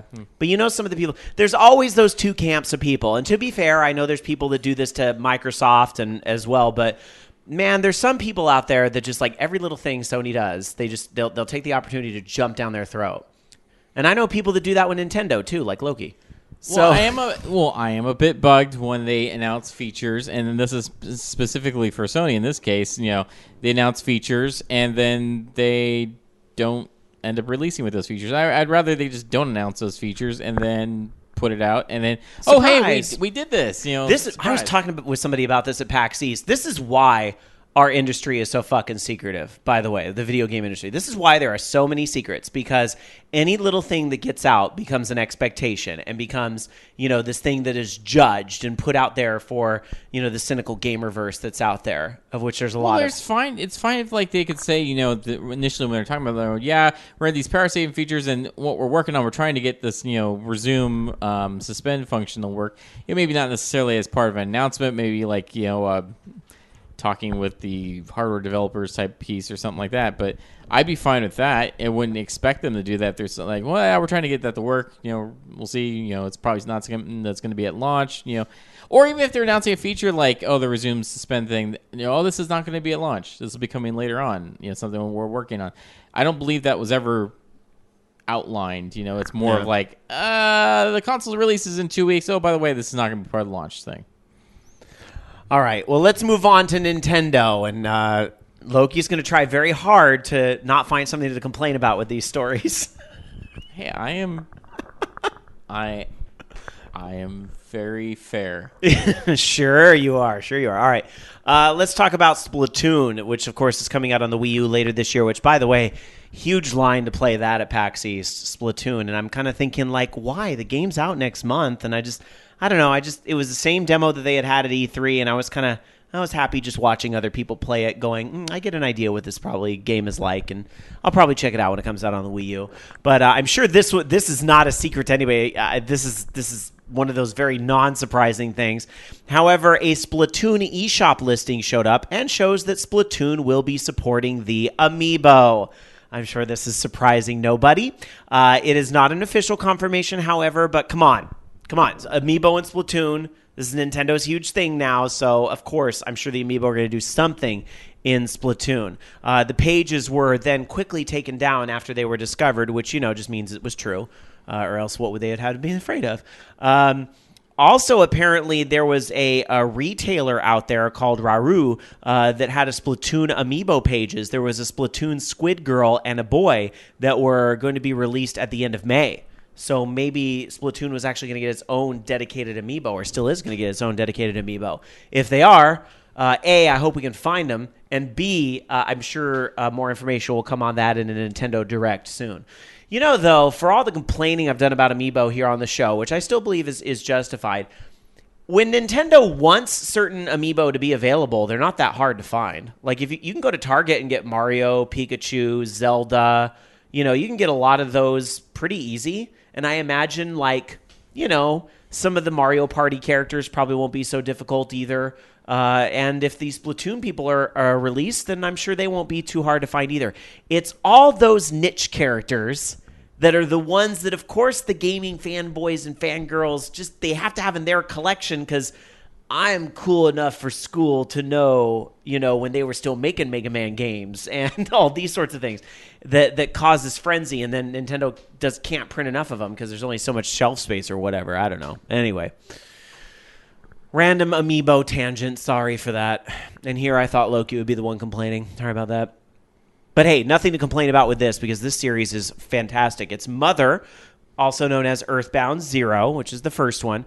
Of course, the soundtrack to these Mother games are always really kind of trippy and fun. And the official soundtrack to Earthbound Zero was never released outside of Japan.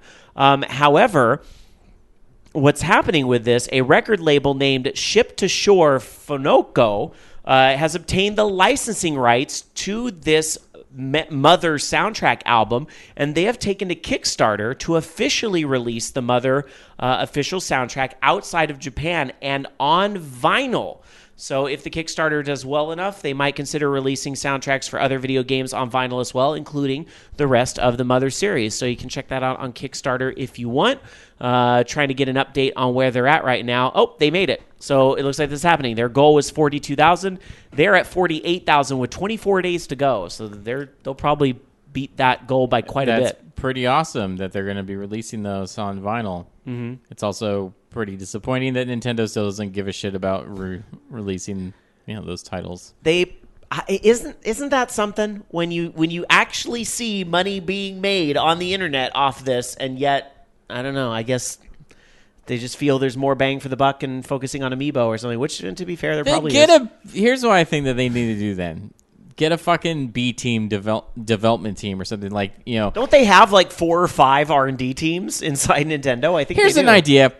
And I'm going to throw this out there. It's going to sound a little crazy. Here it is, folks. Okay. Here it is. Here's an idea. How about instead of producing Miyamoto's fucking terrible ideas, and I'm not saying he has great ideas, but the two. Okay, wait a minute. Wait. You just said Miyamoto's terrible ideas. The man behind Super Mario Brothers and Yes. Let's give him a pass on every single idea that he comes up with, because he made Super Mario Brothers. Okay. Ooh. As I said at the beginning of the show, every developer has a couple stinkers once in a while, and that's okay. I've got I have his couple of stinkers right here that he showed off at E3 for an extended period of time. Oh, fuck you. You don't want to know anything about Star Fox. It'll be good, though. But let me show you my personal projects that I really care about. They're fucking terrible. Which was a direct response to everybody saying they wanted to see the Wii U gamepad being used more. That wasn't to quell some type of Miyamoto ego issue. That was to shut the fucking stock investors up, because they were saying that they didn't understand the point of the gamepad. All right, anyway. Okay, anyways. Get Project to the point. Watch, fucking piece of shit. You don't need that. It's going to be Five Nights at Freddy's already did. And number 2, whatever that fucking robot fighting game that he's doing is also garbage. So take the people that are going to be making those games and put them on a new Mother game. You can't tell me that there's not anyone's coming, you know what, I'd rather see those games instead of a new Mother game. No one is going to say that. Nobody.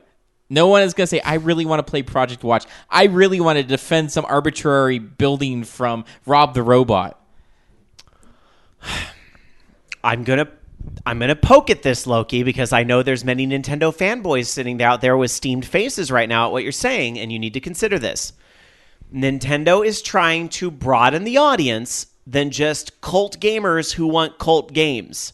And so by some of these Wii U projects, the thought is, and we don't really know until they're out there and get to test the audience, will this bring more people to the Wii U that don't already own one? You're right, because that really worked well with Wii Music, didn't it?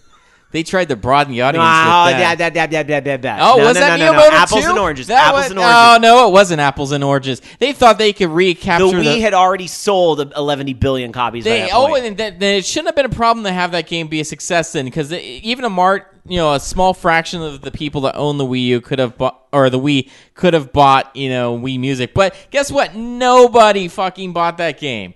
It was terrible, and it didn't broaden any audiences. It was just like, oh, hey, we're going to recapture the fire that we had with Wii Sports, and we're just going to apply it to this, and people will buy it because it's like Wii Sports. So I just think if they save their time from producing those two games, hey, Star Fox is going to be amazing, and I'm sure a lot of the things that Miyamoto does are amazing, but I wouldn't waste my time on these tech demos. It's just not going to work out. All right, as expected, as usual, Loki's rants getting a variety of responses in chat, and some supporting you, Loki. We've got Bonds006 saying thank you, Loki, for that rant, and YYR saying this episode would not be complete without a Loki Nintendo rant. I'm glad this is still a complete episode. And then the other side of it, Akuma JP saying please play the game first before you slam it. And what, Wii Music or? Are we talking about? I'm assuming these Wii Project Watch? Wii U prototypes. Okay. I'll play Project Watch when it comes out. Eventually, whenever that is. All right, I'm holding you to that. Okay, I'll play it, and I'm sure I will love it. It will be so. I'll be like, oh my god, Miyamoto made this. I have to love it. Let's see, and Kaijudo saying I don't even know what the heck Mother is, so I'm not looking for a remake of it. They called Mother 2 Earthbound here in the U.S. That's what that is. And ActDeft saying Wii Music was a failed tech demo. So there you go. So, but these two games projects he's working on, wouldn't those technically be a tech demo? Because it certainly looked like a tech demo to me. I think it's honestly there. I think it's too soon to say because sometimes, especially Nintendo does this, they put out one tiny little part of their game that becomes a much bigger thing. But Nintendo has also listened to feedback, and sometimes they'll put out a tech demo and then end up not doing anything with it. Wii Vitality Sensor. So they must believe in these and that there's full games in there somewhere if they're going to actually end up releasing the game. So we'll see. We'll see, Loki. I can't wait to see your beaming reaction to playing those. Don't think we'll actually ever see Project Watch or this robot fighting game. It will end up being whatever Nintendo Land 2 is. What about are you going to hate on everything Nintendo? What about Zelda Wii U? No, I didn't say I hated everything in Nintendo. I'm just saying these specific two projects are fine. I love Miyamoto and his stuff, but I'm just saying, maybe not Pikmin, but I love everything else. I'm just saying that these two projects in particular are a waste of time. All right. Moving on. Again, it's only a 3-hour show, not a 30-hour show. Let's move on with some more stories. Loki, what is coming out that a lot of people are going to be playing probably? Well, there's actually some decent stuff coming out. Soccer moms everywhere going to check this game out, I'm sure. Sadly, I'd say it's kind of up my alley, but Battlefield Hardline is going to be coming out this week on PC, PlayStation 4, Xbox One, Xbox 360, and PlayStation 3. Also Resident Evil Revelations 2 on PlayStation 3 and I believe PlayStation or Xbox 360, Xbox One, and PlayStation 4. Those would be the disc versions of the game because I want to say that they've already been out digitally. What else? I think that might have actually been it. Let me see here. Oh, I hate you, Internet. I want to see if I'm missing any other releases here, but I think that's it. Before I get to the Japanese release, I did miss one, and I'm sorry. It is ironic that it is also Nintendo, but Mario Party 10 will be coming out. Is that this week? That is on the 20th. Nice. That will be Friday. I need to. It looks like we might have some guests coming to the show here, spur of the moment here. So while I get that worked out, do you want to maybe talk a little bit about Mortal Kombat X, and then I'll come back and talk about the Japanese releases. Absolutely. So Mortal Kombat X is pretty awesome, and We've been kind of waiting, especially with the last Mortal Kombat game. They had all these guest characters that were coming in there, and kind of speculation is who's going to be the next guest character. We had Freddy Krueger last time. Wouldn't it be awesome if we had, Jason Voorhees or something like that? And sure enough, and they picked the perfect day to release it. The information on Friday the 13th. They announced that Jason Voorhees will be the first guest character that will appear in Mortal Kombat X. And they had a nice little trailer that went with that. It's going to be part of the Combat Pack that will include Jason as well as 2 other classic combatants. And they're going to have another guest character. And that seems like kind of a waste of money now that I look at that. But $30 for that. $30 for 4 characters. That seems awfully expensive. That's dumb. Oh, hey. Where did that voice come from? We have some guests here in studio.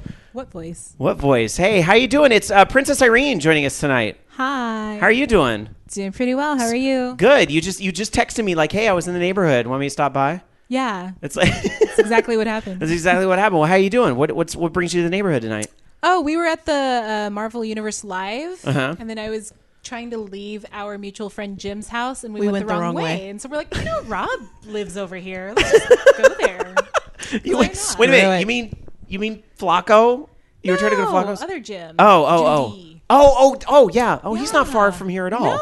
He's You're probably kind 5 of in the minutes right away. area. Yeah. We were just going the wrong direction. Hey, and also joining us, all these random voices. Whoa. A wild Mystique approaches. How you doing, Mystique? Pretty We haven't good. had you on the show in forever, since we were, I think, at the studio that was at Jamie's house years ago. Yep. I'm usually traveling with a wild Dan. Yes, you are, her husband. How are you? Pretty good. Yeah? How was Marvel Live?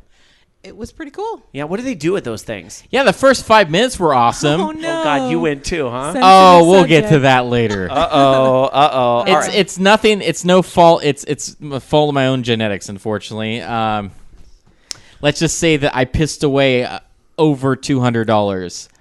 Meaning that You after... bought everything there. No, I know. No. The kid had to go to the bathroom 5 minutes into the show. No, the kid got scared 5 minutes into the show. We had to leave, and I had nice ass seats that were 5 rows from the floor.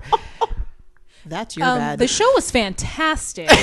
It was it so was fun. lots of The fun. first It 5 was minutes fun. sucked, but the rest was No, so good. it was awesome. It was just too loud and too scary. What do they do at Marvel Live? I don't They even... play fight. They have stuntmen. So it's like wrestling? It's like a stunt don't show. they do? It's more, as I like to say, it's like Disney on ice, but it's Marvel, but it's not on ice. But Marvel's owned by Disney now, so it's... So it's Disney on ice without the ice. There so you it's go. Disney on. It's like one of those stunt shows that you see like at Universal Studios or something like that. with monster trucks? Yeah, they didn't have trucks. They had Actually, Dirt motorcycles, dirt Oh, it bikes. was so Okay, cool. Cool. Yeah, Yeah. I wanted to see it. I went but- to a hockey game over the weekend. I had fun with That's that. really cool, Rob. Except You actually can't. it wasn't that cool because our team got fucking clobbered. They choked. I felt like I was watching a Kings game. It was so awful. Wait, are you saying that a hockey game's not cool? Wow. No, hockey's fun. You're not cool. All right. You should already be used to a Kings game not sucking. All right, look. Since by the way, I'm talking about the Sacramento Kings, not the LA Kings, but the LA Kings suck too. All right, anyway. Who are the LA Kings? Hockey. You've never heard of hockey? Oh, what's hockey? I don't know what hockey is. Did you ever play Blades of Steel, one of the greatest NES games ever? my God, did I ever? Then there you go. Oh, that hockey. Duh.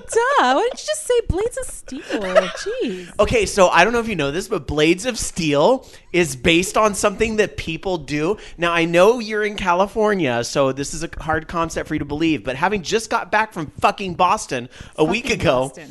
sometimes the water freezes over and people skate on it. Is it magic? And It's like there's Disney on Ice. Yeah, it's like Disney on ice. Oh my God. I love hockey. Except the princesses punch each other and the blood bounces on the ice. Oh my gosh. That's hockey. You know, Wow. I would pay money to see the Disney princesses in an all-out brutal hockey game. I wouldn't. I would just be That there. does not sound like fun at all. It could be. All right. Anyway, our chat room over at live.vognetwork.com. Let's see. SJ100 Matt saying Rob has gone to more NHL games this year than I have. Some folks in chat, Dark Tetsuya saying shots fired. And let's see. YYR saying so it's like roller games. You ever been to roller? Oh my God. Roller games. That was an NES game, right? Where you could be that fat guy. Maybe. I don't know. Is that the one? And it was just, shut up, it's a game. Look it up, chat room. Roller Games is an NES Hashtag look it up. All right. But Anyway. that was a fantastic game, too. All right, let's get you ladies caught up on everything we've talked about on OLR tonight. I would like you to quickly, in one sentence or less, give your reaction to the following stories. All right, Here we go. Yes. What kind of video games have you played this week, Irene? I played Luminous Electronic Symphony and other things that I can't remember. Mystique? Words. All right. So Mavis Beacon teaches typing or typing of the dead or Words with Friends. Words with Friends. I have not had time to play games because I'm too busy doing Why homework. are you even on the show? What the hell? Because you made me get on the show. That's true. Sorry. Because she's fun. All right. Rock Band 4 has been confirmed. What? Okay. All right. Let's see. EA closed Maxis, the developers of SimCity. Oh, no. What are we God, going to no. do now? I guess You play can't something be else. serious. Let's see. Konami has shut down the service Programmed World that allowed Beatmania IIDX machines past Linkle to work here in the U.S. Okay. What? Do you not have any opinions on anything going on in games? No. Let's see. So what did you think of Marvel Universe Live then? Oh my god, it was so good, you guys. Like it was. I didn't know what to expect. It's I off thought the it was. hook. It was. It was off off the the hook. chain. Show. It really Like, was. It was. Like I thought it was gonna be like for kids. Like okay, this is gonna be stupid, but it was so action packed and exciting, and like it was, a riot. It was. It was awesome. like watching your cartoon come to life. right. And it was full of puns and clever one-liners, and Yeah. it was so good. You know what else is action-packed and exciting? Mortal Kombat X. Jason Voorhees is going to be a character in Mortal Kombat X. Is it going to be where's Space Freddy Jason? Krueger? No, I don't think it's Because that's Freddy. that's the Jason X. It could be Jason. one of the costumes because they're supposed to have different costumes. Freddy and Krueger was in the last Mortal Kombat game. Well, that would Mortal make Kombat sense 9. because Jason X was Space Jason, so it's Mortal That's Kombat true. X, so they should have duh. All right, makes sense. Clear. Even though that movie was not very good. Look, let's not talk about that. Okay. Because I will scream.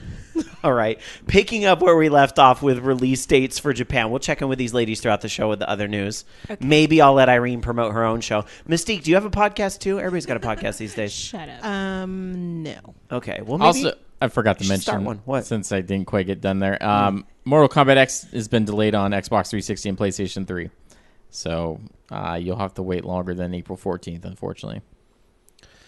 Well, I mean, I think a lot of people are really focusing, especially the audience that would be really into Mortal Kombat and buying these games the day and date they come out. A lot of them are probably already on PlayStation 4 or Xbox One, so I don't imagine there's a huge audience for the 360 and PlayStation 3 versions, but I'm sure some people are feeling a little shafted by that. But hey, as long as it works, that's the most important thing. It's got to work. Dungeon Buster in our chat room over at live.vognetwork.com talking about Jason, saying he should be NES Jason with a purple jumpsuit and a blue mask. that was a frightening ass Jason. So So I would game. Okay, look, I know that game gets a lot of shit. I don't like that game. Fucking terrified me when I was Why a kid. does it get a lot of shit? It was so scary. Because it was kind of glitchy and like I don't kind of fucking impossible care. to win. It did but its like job. when you are going in that house and it's the quote unquote first person mode in the Right. NES, and you turn a corner and Jason is there, you shit your pants. Yes. It Yeah, is that's that exactly scary. what it sounds like. Yeah. Or when you encounter him on the road, like fuck. Yes. I was not I was looking at a bird 1 minute and then like you're there. That ain't even cool, man. Jason.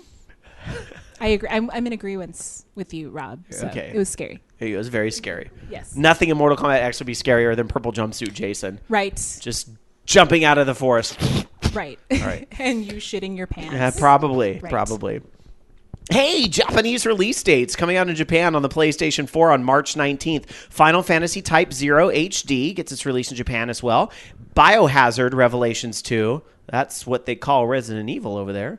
As well as Battlefield Hardline, all on the PlayStation 4 this week in Japan. On the Xbox 360, Battlefield Hardline there as well, and Biohazard Revelations, Final Fantasy Type 0 HD, and Azito Cross Tatsunoko Legends comes out over there. I did not know that was even something they were making, so that's pretty cool. On the PlayStation 3, Battlefield Hardline and Biohazard Revelations 2. And on the Wii U this week in Japan, I think we finally have some releases over there. We have Mario vs. Donkey Kong Mina de Mini Land comes out in Japan. I imagine that's... they have the Mario vs. Donkey Kong. It's like the puzzle series. I imagine that's like an entry in that on the Wii U. And that's the big release on the Wii U this week in Japan. And lastly, looking at the handhelds here, we've got on the PlayStation Vita this week, Norn 9, Norn plus Nonet Last Era, Phantasy Star Online 2 Episode 3 Deluxe Package. Pardon me while I fume that Phantasy Star Online Episode 2 is still not out over here. Phantasy Star Online 2 is still not out over here. That was you shitting your pants. Very upset. Minecraft PlayStation Vita comes out in Japan, and Iro Toridori no Sekai World's End Rebirth comes out on the Vita this week as well. Lastly, checking the 3DS. The 3DS this week gets Devil Summoner Soul Hackers. Gets a price reduction going into the best collection from Atlas. Mario vs. Donkey Kong Mina de Mini Land. I think that's the game with the cross-buy on Nintendo. I think that's what Japan's getting this week because it's on the 3DS and it's on the Wii U. Prepara and Pretty Rhythm. Prepara de Sukairu Oshare item 1450. I don't know what item 1450 is, but my God, is this game pink. I kind of want it. You should get it. It looks like a rhythm game. It kind of looks like a rhythm game, like Elite Beat Agents, but all the little icons are hearts, and she sparkles. And like Elite Beat Agents, there's like a dude in a little beret, like he's dancing, like, hey, I'm dancing. So you're totally getting I this, totally right? want this, actually. Prepara and Pretty Rhythm. Akuma JP, is this something I want? I have to ask our Japanese correspondent, because he would know. Hi, so desu ne. Thank you, Akuma. Moving on. That was it for releases, but I do want to talk about the UK. I know Dark Sakura is not here tonight, but she will usually talk about what is coming out in the UK. And for March the 19th, Worlds of Magic on the Mac and the PC. And on the 20th of March, Battlefield Hardline on everything. PlayStation 4, Xbox 360, Xbox One, PC. Bladestorm Nightmare, Final Fantasy Type 0 HD, Mario Party 10, and Mario vs. Donkey Kong Tipping Stars, which is that same game as the Japanese one I was talking about. And Akuma JP has answered my question as to, is this game worth my time? And he says, no. Whatever. You can't listen anymore. You do know I love Hatsune Miku, right? And some I like some real bad games. I'm just saying. I think you should I did just sit here and talk about how much I love Friday the 13th. Did you not even pick up that Sanrio game that was on the 3DS? I wanted to. I kind of want that more than I want Project Steam right now, but... What game is this? Is it the racing game? Sanrio racing game. Oh my God, it looks so bad. It looks like an 8-year-old programmed it. It looks so bad. So that means he wants it. Exactly. I'm saying you should get it. I should. Yeah, so I can play it. That's right. Exactly. Aha. Aha. Yeah. All right. Let's do one more story here, and then we'll get to the classic game of the week. So, unfortunately, one of the first games that Kenji Inafune had mentioned that they were working on with his new studio after he left Capcom, was Cow King of Pirates. That title has been canceled. So apparently Marvelous had announced that they are scrapping that title. So that's unfortunate.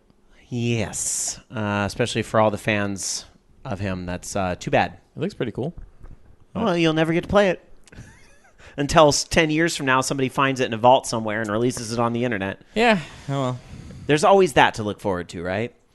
All right, well, let's travel down memory lane and talk about a time that it was a little simpler in gaming. It's the classic game of the week. Back when games came out, even if they were horrible and they weren't scrapped, whatever. No, actually, a lot of games were scrapped back in the day. But this game wasn't scrapped, and it was great. And I'm taking over tonight because usually Dark Sakura would step into the vault and find a game that she thinks, hey, you should be playing this game this week. But since she isn't here, I'm stealing her segment, wahahaha, with a game that I remember.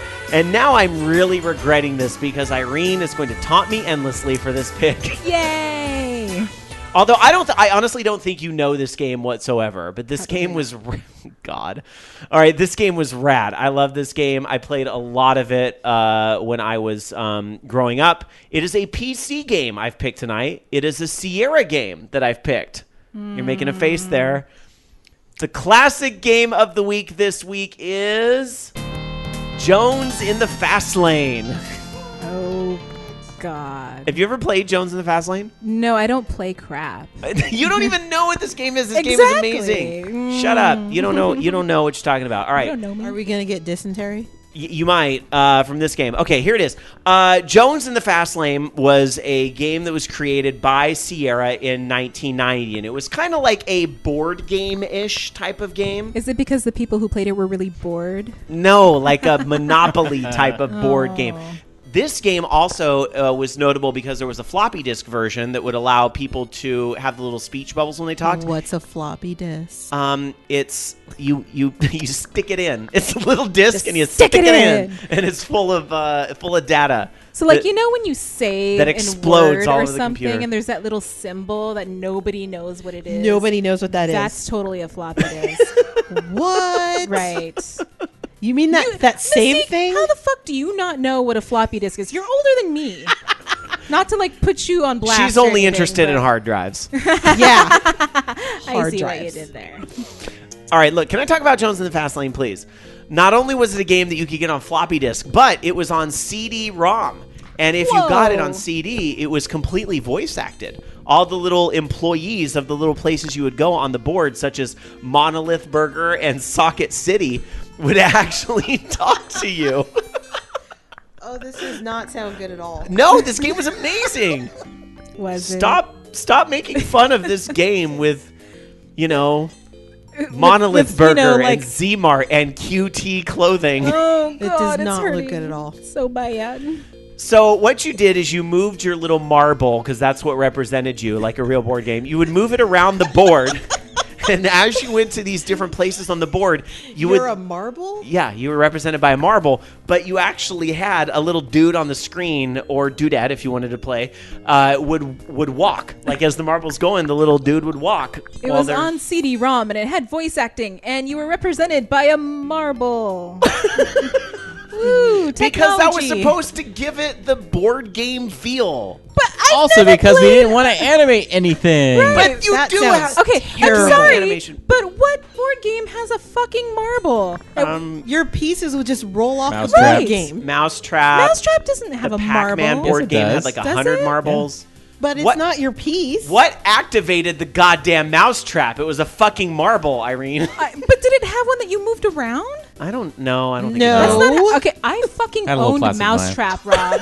Don't fucking try to school me on my own games, okay? But like, okay, that is the least logical piece. I feel like for a board I'm gonna put game. this on a board. Thank God my board is completely level. Oh wait, it just rolled off the board. Oh, this there was I a go huge down the hill. mistake. Right. That just would not be my first or second or like 10,000th choice for a piece. Anyway, Monolith Burger or something. Yeah, Burger good time, times. whatever. So look, you move around the board with your marble and you're only limited by whatever time is left in the week in a turn. And when you move to a new location, you lose a little bit of time.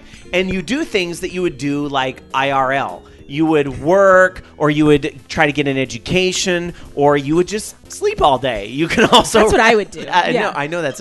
Your marble wouldn't go anywhere. Your marble would be calling the cable company going, I want my HBO. I can't afford cable. Duh. And then at the end of every turn, you would be going through the, oh, what a weekend event where you would lose money, usually. Or you might gain money depending on what you did that What weekend. if you're out sleeping? Then how would you lose money? Well, Right. it's like in Monopoly, you draw a card and you can win $10 in a beauty contest, even if you wouldn't actually enter That's a so beauty weird because contest. I never left my house I and know. I'm asleep. It's like, did they come into my house and see me on my bed? And they're like, man, you're so beautiful. Here's $10. that seems kind of creepy. Well, you would get little humorous anecdotes that was very common for Sierra at the time. For example, you went to Las Vegas in a $20,000 car, and then you came back in a $200,000 Greyhound bus. That's... Get it? 'Cause Clever. you lost the car because you went to... anyway. Yeah, no, I get it. I'm on board. Dude, where's the car? The... Where's the car, dude? Dude, where's your car? The object of the game is to be the first player to achieve 100% success. You reach 4 goals: wealth, happiness, education, and career by having a certain amount of money in the bank. Happiness by getting other goals like acquiring goods and taking time off work. Education by going through all the university things. And then career by climbing the career ladder into management participation or whatever at the job. So it sounds like the game of life. Mixed kind with of is. Monopoly It and kind of is. marbles. It's like does not life, sound like fun. Monopoly, and marbles all together without the pink peg and the blue peg that you put in your car. That's the only thing. You have a marble instead. No deal then. All right. Anyway, sometimes you can lose the game as well. For example, you can get your money stolen by Wild Willie, and Wild Willie may actually rip off. Wild Willie may actually rip you off at the low-cost housing apartments and might steal your TV and your VCR. I'm sorry, this is horrible. I stole the TV. This is no. But Wild Willie can never get into the security apartments. So there you go. This is horrible. The game was notable for having voice actors that were actually motion captured, and they actually would talk through some of the silly little jokes in the game and so forth. But if you were too poor for a CD-ROM drive, which a lot of us were at the time, you could get the version that was on floppy disk. Why'd you look at me when you said that? I'm just saying. Fuck, Rob. Just wanted you to know. What, Because just you're a someone, poor college student. Just because someone lives in Section 8 housing doesn't mean they're a criminal. Okay, I'm just going to put that out there. What a terrible game. All right, going to our chat room over at live.vognetwork.com. Bobby is saying this is the first classic game of the week where the host bashed the choice. Frown. Hey, first off, those two aren't hosts. That's what. And now you know why. And It just sounds terrible. and B, you need to play it. And Bobby is actually going on to say, really sucks that people on the show are bashing it and calling it horrible. This game was actually really awesome. And I actually agree.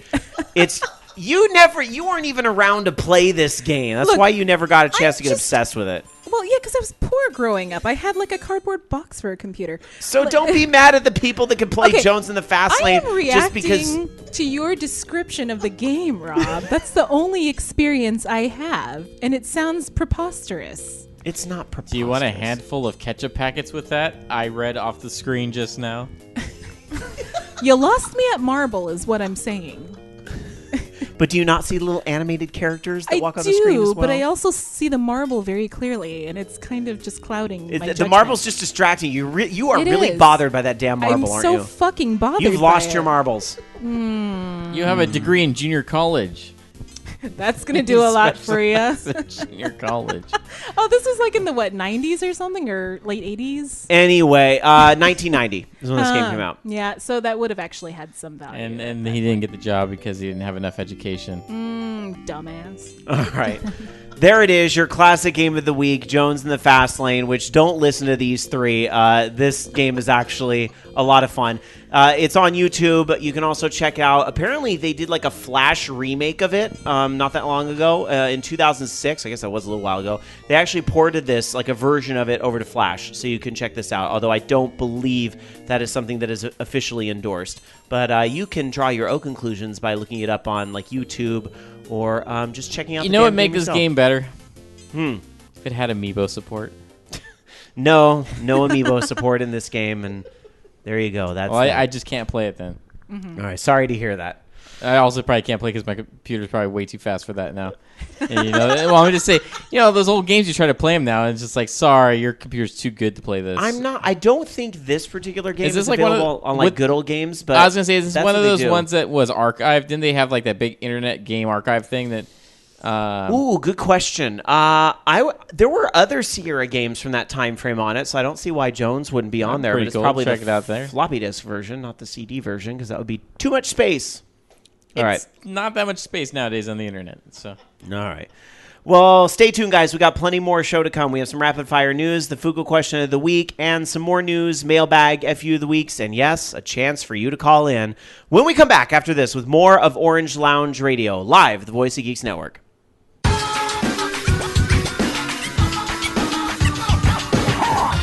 Welcome back, everybody, to Orange Lounge Radio, live on this March the 15th of 2015 with episode number 590 of our show in progress.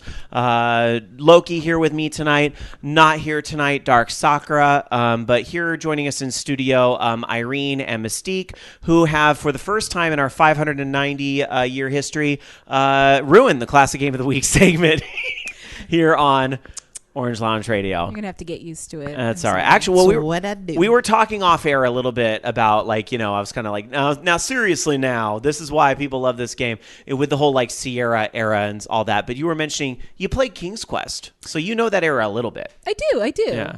I'm familiar. Who hates King's Quest 4? Now, I might let you get away with that sass with Jones in the Fast Lane, but if this was King's Quest 4 I talked about tonight, I would not be having that sass. There was one that I remember where like you start off in the town and blah blah blah, and then there was this pier that you could walk to so that you could go on the ship and then sail to another island or something.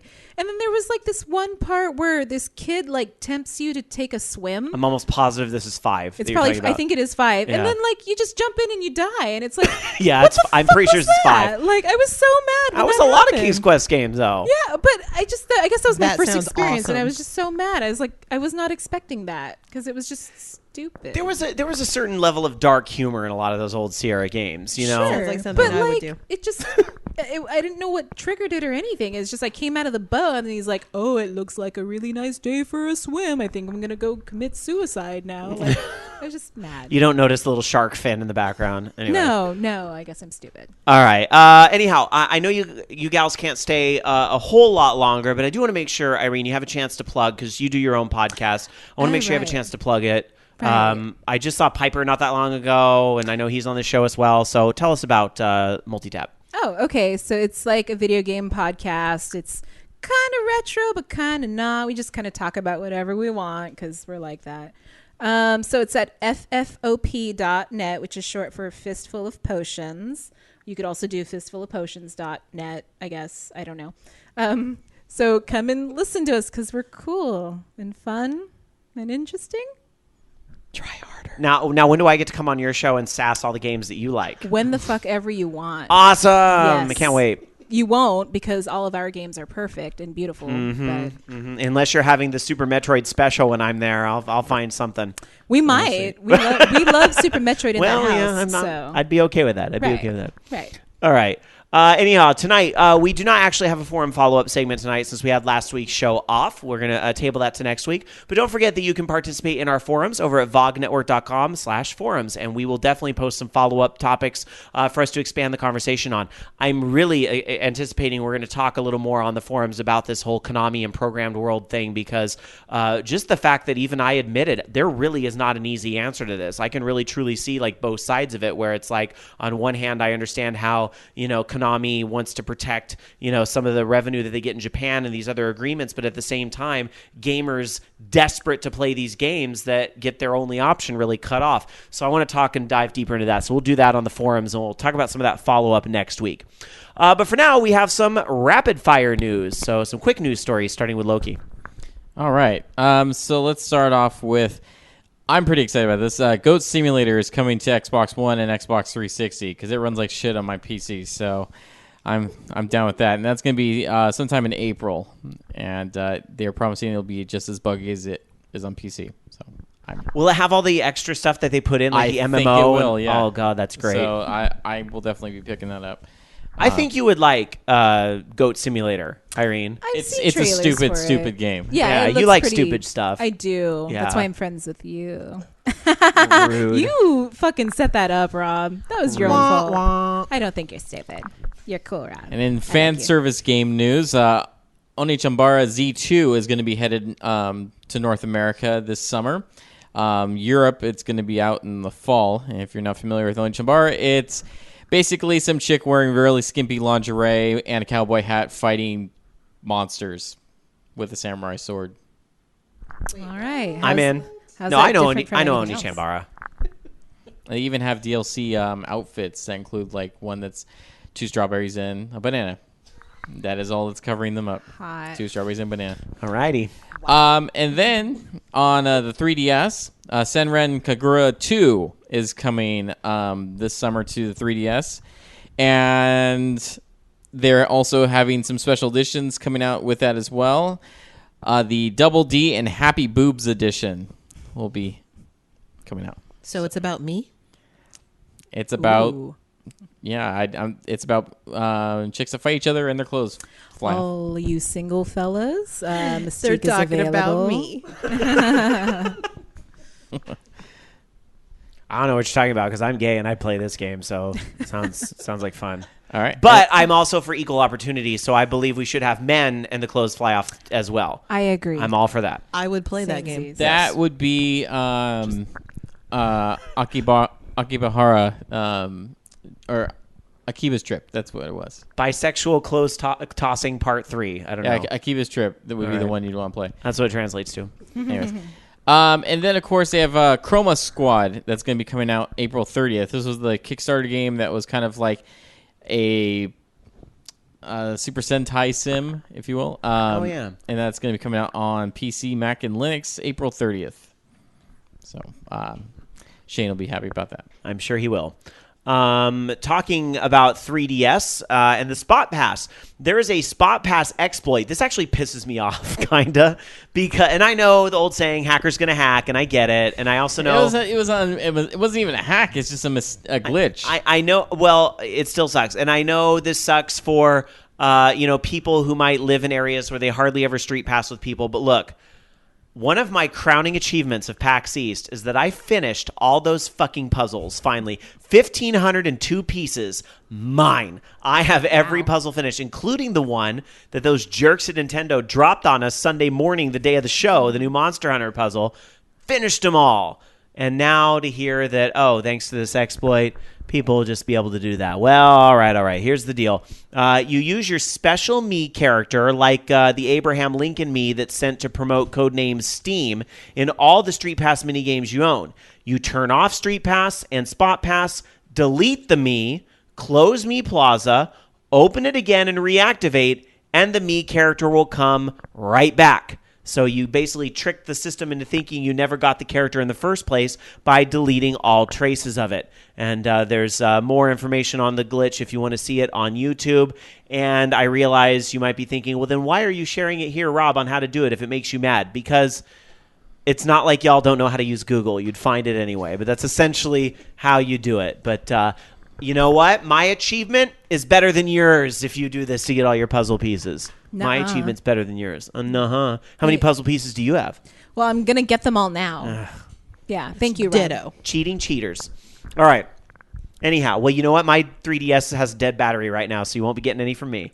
Did you even bring your 3DS? No. Oh, okay. Well, I haven't Mine's played at that home. for like 5 months. jeez. Yeah. Anyway. Oh, you played longer than me. I think this is really cool. This is an innovation in the arcade and in the arcade industry, and it has to do with more, I guess, I don't want to say like crossplay, but more like, I guess, synergy between your phone or smart device and the arcade game itself. And who knew? It's being brought to us from the music game world, and an indie in the music game world that we hear about all the time, Neon FM. I mean, we were hearing about this game like 10 years ago, and it seems like now we've got this arcade prototype that's going with it. And the cool thing about Neon FM and what they're showing, and I gotta admit, I really enjoyed this, was that Unit E Technologies, who's making this game, they're going to be linking the arcade version of the game and a smartphone version of the game. So what you do is, I guess you scan a QR code and you can get your avatar and all your information in the game that it imports from your app. But this is really cool as well, is that if the smartphone app recognizes that you're near the machine, I guess through a Wi-Fi connection or something that it would identify, you can actually play the songs on your phone that the person is playing on the machine at the same time. And then the score that you get on your phone is displayed on the screen. So like, remember back in the day when Paradise was the big game that everybody was playing, and like what would happen? One person would be dancing on the machine and everybody else would be 6 people were behind them shadowing. doing the same thing. Right. Now it's kind of like that, but with your smartphone, you're playing the game and then all the scores display on the screen. So I think that's kind of neat. That is kind of neat. Kind of a different way to do it. Pretty cool. Yeah. So I something dig it. kind of new, and props to these guys for being the ones to bring it to the I'm table. glad it's them that they're doing it, but at the same time, I think it also kind of, I mean, not that it really needs to have them do it, but it kind of promotes that, let's put more smartphone games in the arcade, like, the fucking Fruit Ninja and Doodle Jump and that nonsense. Now it's like have it at the same time.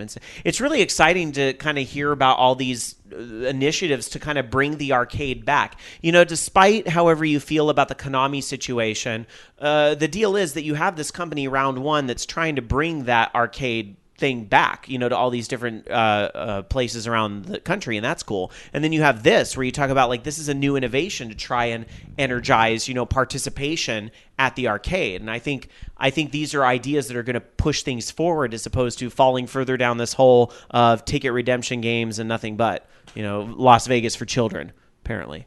Anyway, Bonds006 in the chat room over at live.vognetwork.com saying Neon FM is the shit. You get the QR code, and when you make an account, you can track your progress. Neon FM is a damn great game. Too bad Konami tried to kill it. And Dark Tetsuya saying, I thought this was a great idea. So, some people are really liking that idea. I'd like to play this someday. We'll see. Also, this week, a game called Roundabout, which is available on Xbox One, Steam, and the Humble Store. The ESRB changed Roundabout's rating. Roundabout is no longer T for teen. It is now M for mature, and this is due to the volume of blood in the game. Roundabout got my attention. Roundabout having more blood than Dark Souls 2, but not as much as Bloodborne, and also less bloody than Manhunt 2. This is all, by the way, in a state. These comparisons being made by the developer in a statement on their website, roundaboutgame.tumblr.com. I'm sorry, can you scroll back up? I need to see their banner or whatever. I don't know if this is like cosplay, but it's a Tumblr page. I don't know. No, it's actually in the game. Is the it? Game? I haven't played this game. The whole premise of the game is that you're driving the world's first revolving limo. So the limo spins and it runs over things, but it's kind of like almost a puzzle game, but the whole thing has full motion video cinematics in it that are really cheesy, like from the 70s and stuff like that. So I need to see this. I'm gonna check this when I get Okay, home. now you have really piqued my interest. I know, right? When I hear this news about a game, like it was too violent, I'm like, ooh, maybe I should be playing it. I don't know. yeah, like okay, here's the premise right here. Okay, so it's Roundabout is a 70s B movie game where you drive a constantly revolving limousine. Pick up passengers, find secret collectibles, take on dangerous missions, fall in love in an open world puzzle adventure. Sounds right up my alley. That sounds like it's calling my name. Yeah, we It's should do this. it's the company that made that game Gunstringer. Remember that one? The one that was a Kinect game? Yeah. Well, as if violence wasn't enough, the game was also slapped with a use of drugs descriptor because there are apparently some jokes in the game where one of the characters eats candy dots in order to make a skeleton appear, and the candy dot supplier turns out that he's not a narc, and then there's another scene later on where one character describes another as really strung out. So This sounds very incongruous with the rest of the description of the video game. So what the hell, guys? So not only is there blood, there's a little bit of drugs too. a little bit of Just a drugs. little bit. Yeah, just a little smattering. bit. Just enough to get a warning label. Not Right. safe for kids. Right. Because the blood wasn't a big They have a indicator. dedicated esports speedrun mode. Oh. They claim it's Roundabout is the only official esport endorsed by a talking skeleton. Wow. That's All a right. distinction right there. So we're going to get to the Fugle question of the week here, but I believe you gals are on your way out. We've got to head out. I know you got to get your tickets now for when the Marvel show returns to town. Right. Yes. Definitely. Now, would you go see DC Universe live? No. And I can say that because I'm a big DC fan. They'll just mess it up. They just mess it up. They just fuck everything up, basically. I'd go for free. You'd go for free. Yeah. Maybe I wouldn't even go for free. if you won the tickets on the radio. Right. Yeah. Right. Not me. Maybe? No. I certainly I'll take a wouldn't ticket. sit as close as I did. What if there was violence and a use of drugs? Well, then yes, absolutely. No. All right. I always ask our guests at the end of every episode your final thought for the night, so I will extend the same courtesy to you ladies. Thank you for being here tonight, even if you decided to hate on my classic game. Mystique, your final thought for the night. I am waiting for Batman Arkham Knight.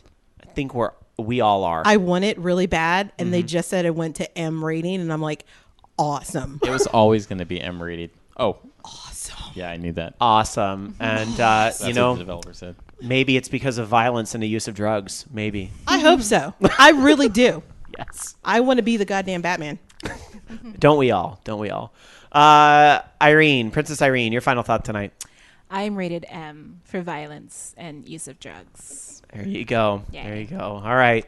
All right. Well, have a safe journey home, you guys, while we hold down the fort here and finish the show. Good luck with Thanks. Multitap Podcast. Thank and I'll you. see you guys soon. Yes. Hopefully that event I was talking about before that we're going to be broadcasting live at, you guys will stop by. I'll be there. Remind me. All right. Sounds good. Okay. Bye. Okie dokie. Bye. Some of our folks in the chat room agreeing with Mystique's assessment about DC. Brad from Pod Culture saying DC has fucked things up for the past few years now. And Dungeon Buster saying, I can't wait for Arkham Knight But I'm either. sure Ben Affleck will do a fine job playing Batman. I can't stand Ben Affleck. I don't know.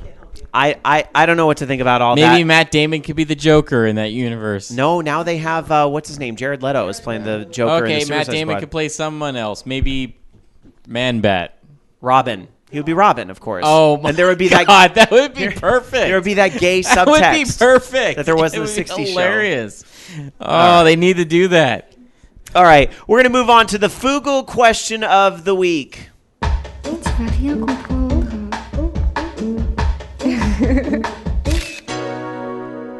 Every week, we ask a question of our Facebook and Google Plus communities, and we read some of our favorite answers here on the show.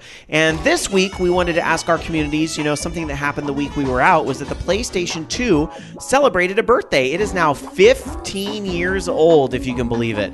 So we asked our listeners, how important was the PlayStation to you as a gamer, or did you skip the console?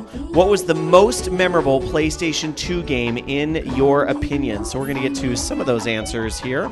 Let's start over on Google Plus because Facebook is irritating me right now. So, Act Def starting us off on Google Plus saying the PS2 is probably next to the Super Nintendo as one of the best consoles of all time. It was a really great system and had a huge library of games, really good ones too. A lot of new series started on the system and old ones were brought back to life too, which also makes it hard to just pick one game out of the bunch. But if I have to pick just one, the most memorable of them all would be Katamari Damacy. The simplest of games, the weirdest of games, one of the most unique experiences out there. Our pal Critical Myth from the Critical Myth Show, Mondays, Wednesdays, Fridays, 4 o'clock Pacific, 7 Eastern here on VOG, says the PlayStation 2 was my first console after the 2600. Not kidding. Before that, I played in the arcade, Commodore 64, PC games during high school or college. It wasn't until late in the PS2 era that we got one, the Slim Bundle, and have been console gamers since. As for the most memorable game, hard to pin down, but I'll go with Final Fantasy XII because it was the last game for the console that I dropped over 100 hours into. Reddertainment says, for me, the PlayStation 2 was the video game console I bought with money that I earned from my first job as an adult. I'm sure I'm not alone in saying that the PlayStation 2 not only served as a video game, but also as my first DVD player, and for a long time, my only DVD player. As far as the most memorable game, Grand Theft Auto Vice City. And Josh Y replied and said, PS2, compared to its predecessor, didn't have a wide range of game types. A lot of the games got quite derivative and tired after a while.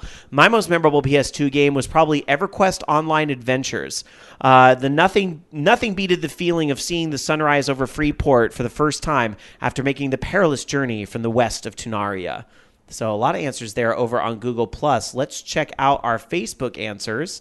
Except, again, this page not cooperating with me here on Facebook. Facebook does not want me to read your answers. Okay, here we go. Finally, got all your comments to load. Red the Haze says, the PlayStation 2 was important to me at the time when I first got it. I think I was trying to get over a breakup at the time, and playing Castlevania Lament of Innocence for dozens of hours was helpful. Fabrice A says, never bought any PlayStation because I was into Sega. To this day, I still refuse to buy any PlayStation because of their advertisement campaign against Dreamcast. Still, it would be stupid to deny that PlayStation 2 didn't have amazing games and Sony having a huge influence on the gaming world. Something else to consider, Fabrice. Sega puts out games on PlayStation now occasionally, so I think those riffs from back in the day have passed a little bit. It might be time to let it go. The snow never bothered you anyway. Elliot B says, I was a diehard GameCube supporter at the start of the generation, but eventually gave in and bought a PS2. And I'm glad, since otherwise I wouldn't have been able to play its wonderful selection of rhythm action games. Fifth Dream says, I never had much money, so I didn't get a PS2 until late in the cycle when a friend sold his to me really cheap. I immediately played the Final Fantasy games from 7 to 10-2 all in a row. This was huge for me because I love Final Fantasy and had missed out on the PlayStation ones to that point. I also loved Katamari Damacy and the Dot Hack and GU trilogy on the system. That's a good point. Remember how the PlayStation 2 would play PlayStation 1 games? It was just totally backwards compatible. Remember when our systems were totally backwards compatible? Yep. Now only Nintendo does that, sorta. I mean, they sell the old games, but at least, hey, the Wii games work on the Wii U. We don't have that anywhere else. Anyway, let's see. Tiger Claw says, I still have an original launch PS2, which still works 100%. The Bouncer was a pretty memorable game because it was one of the launch titles. It was a game that pushed the PS2's hardware with the graphics. It was a fighting game, but also cinematics. Enter the Matrix was another game I enjoyed playing. It was the game that was official canon to the Matrix movies. I remember when that came out. Loki and I lived together, and you were huge into that game. I had it in GameCube. Yeah. Because it was Still. uncensored. And it was on all the platforms, really. So, yeah. Let's see. Let's not forget that the PS2 was the first console to bring online multiplayer online via an add-on Ethernet adapter. You have to own the PS2 a lot for bringing online multiplayer to consoles for the first time. I usually think Xbox got a little more credit with that just because of Xbox Live. But to be fair, didn't the Dreamcast have Phantasy Star Online? Yeah. And I think we might have had a little bit of it, but not to discredit Tiger Claw's point, because definitely the PS2 started moving that forward, and you had a lot more of it than you really did in other places at the time on the PS2. So, Andy R. says, it was pretty big for me. PlayStation 1 was the first home console I owned. By PlayStation 2, I was middle or high school, so it was the first system I spent my own money on to get games. Favorite PlayStation 2 game is probably Valkyrie Profile 2. SSJ 100 Matt says the PS2 is my entry point into the PlayStation since I skipped the PS1 in favor of the N64. I was blown away with the games and the ability to play PS1 games that I couldn't play up till then. My most memorable games were SSX 3 and Final Fantasy X. I logged probably over 100 hours in both games, and I still play SSX 3 on occasion. Burr replied and said, I hated PS2 because I was a Dreamcast fanboy. I think it's a shame so many overlooked the Dreamcast because they were busy waiting on Sony's false hype. That infamous Final Fantasy VII demo took the cake. I'm over it now, but it was difficult to stomach at the time. Degenerate Johnny says, all hail Kingdom Hearts. Regretted skipping PlayStation 1. PlayStation 2 surpassed all. Mike C. replied and said, I bought the PlayStation 2 because it came with a built-in DVD player. I think a lot of people did that. And one of our people on Google Plus kind of made that point that, a lot of people were buying the PlayStation 2 because it was a DVD player. And that really is probably what passed it. Despite all the negativity with Sega and so forth, I think that is what really pushed the PlayStation 2 ahead of the competition. Anyway, Mike C. continuing on saying, the one game for PlayStation 2 that blew my mind was Grand Theft Auto 3. It was the first open world game that I ever played. I could go wherever I want, kill whoever I want, steal any car I want. It was dope. Cial replied and said, I didn't get a PS2 until the system's price dropped below $50, so it was a partial pass on the system. Just a few more here. I love this diversity of answers. That's why I'm reading so many here. Hitstun says, the PlayStation 2 got me into online gaming. I spent hundreds of hours in Tony Hawk Pro Skater 4 making new levels in the Create-A-Park tool and playing them online with my new friends. And Misty says, I got a PlayStation 2 about the same time DDR's American home releases came out, and that's what convinced me to get the system at all. While the Dot Hack series of games did a much better job than average of grabbing and holding my attention, if not for DDR, I likely would have never purchased the system at all. I never had the original system and haven't had a PlayStation console since. Most memorable game, the Dot Hack series, because I'm still of the opinion that DDR isn't quite as pure when it isn't played on an arcade machine. And last but not least, Dark Tetsuya says, while I don't still have the first PS2 I ever had originally, my current one is still working like a charm. I do still fire up mine on occasion for a round of Beatmania IIDX. 6 style is probably my all-time favorite, so my system gets some use still 15 years later. There, phew, that was a lot of answers, but so diverse I had to read them all. Quickly, PlayStation 2 memories, Loki? I guess Grand Theft Auto San Andreas. I can't. No, there's a lot of really good games that I played on PS2. I mean, the first game I had was Armored Core. So it was like Armored Core 4, I think. I don't remember which one it was that they launched it with. I don't know. I mean, I think that was it. Was Driver 3 was on PlayStation 2.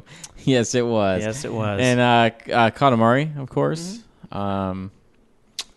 I don't know. I think some quick ones I would name, since it's the Final Fantasy game no one else named, Final Fantasy 11 for sucking me into MMOs. I mean, granted, that was on PC. Yeah, but, it was really cool to see it on the PlayStation as well, and, it's kind of a trip seeing that interconnectivity there, and, I'm just such an MMO fan. I have to give that a shout-out. But otherwise, I would also say, I bought a Japanese PlayStation 2 just so I could play Beatmania IIDX, so I'm kind of with Dark Tetsuya on that one. I would also say, though, for serious reasons, Kingdom Hearts and Final Fantasy X, both phenomenal games. And for lolsy inside joke reasons, Magic Pen Gel. I I love Magic Pen Gel. Right? That's a game they should bring back. Right? All right, let's get to some more news. We'll try to run through this so we have some time to get to your calls as well. Loki. Okay, this is really disappointing, but apparently Sony is now getting rid of PlayStation Mobile altogether. Now, originally it was that they were dropping support on Android for it, which I could live with, but now they're actually going to be ending the program on not only Android, but on the Vita. And here's the best part about it. Apparently, the content distribution will stop on July 15th, 2015. After September 10th, you will not be able to re-download your purchases. So that kind of sucks. You apparently need to manually authenticate your device for the Vita. You can do that under, I guess, your PlayStation Network system activation settings. And then on PlayStation Mobile, it says you apparently need to open up the app and launch any purchases after April 10th and before September 10th so that you can still access them after that time. Here's the thing that's really annoying about that as well is that's one of the things Unity had it where you can output to PlayStation Mobile, and like right now if I wanted to publish a game or even publish the game I'm working on, I could do that, and I just have to sign up on their website, but I could push to PlayStation Mobile, but now I won't be able to do that. So that kind of sucks. Yeah, and one of the dangers of digital distribution is that, even though a lot of companies have talked about their exit strategy, such as Steam, says if they ever had to close down, they have a button they can push that would unlock the DRM on every game you've bought. But, would you be able to re-download games again? Maybe no, not. and according to this, they're saying no. Yeah, you can't. So that's kind of messed up that they're saying, sorry, you can't do that. I don't understand why they can't do that. I don't understand why they're getting rid of it in the first place. Costs too much money for the servers, I guess, to justify the cost. I don't know. There's not that much content on there. I can't imagine that would.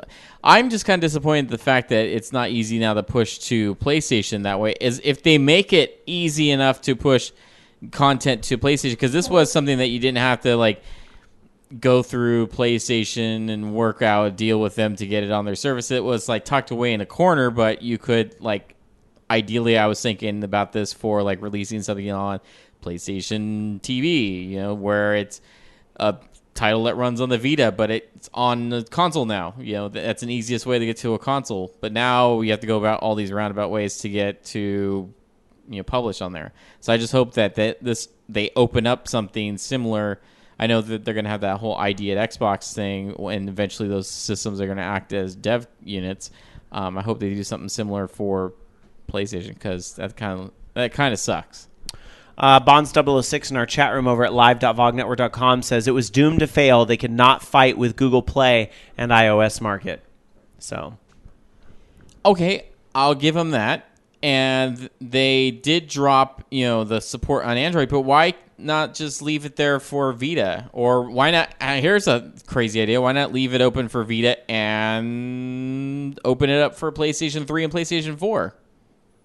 I don't understand why they couldn't do that. Well, some other this news is going to disappoint some, but I think others will understand why. There was big news this week. Uncharted 4: A Thief's End pushed back to spring 2016, revealed on the PlayStation blog. Since we showed you our first gameplay reveal of Uncharted 4: A Thief's End, more of the game and story have come together, and it's become clear to us that this game is much more ambitious than we originally envisioned. After spending so many years with Nathan Drake, he means a lot to the team, and telling the climatic chapter of his adventures is a task we don't take lightly. This game deserves every bit of the attention to detail, precise pacing, and nuanced storytelling Naughty Dog is known for, so we've made the difficult choice of pushing the game's release date. That statement on PlayStation blog from director Neil Druckmann, which, as you can imagine, the people that love to see Sony fail were coming out in droves saying, ha, ha, ha, ha.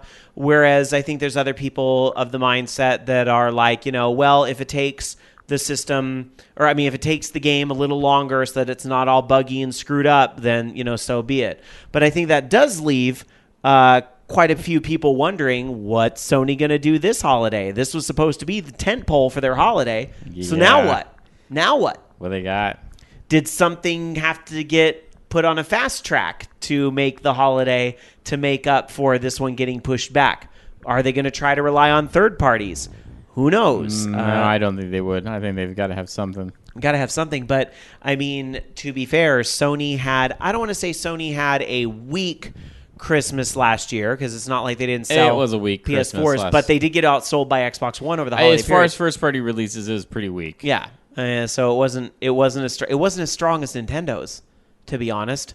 So... Well, Nintendo, all they have is first party, so, I mean, it has to be strong. But, Loki, you have to admit, what Nintendo put out over the 3 months was probably stronger than what Sony had coming out for their system over the 3 months holiday period. I love my PlayStation 4, and there's a lot of great games for it. Well, yeah, it was Broken Drive Club and Little Big Planet 3. I mean, It's not hard to compete against that. So what do you think happens now, Loki?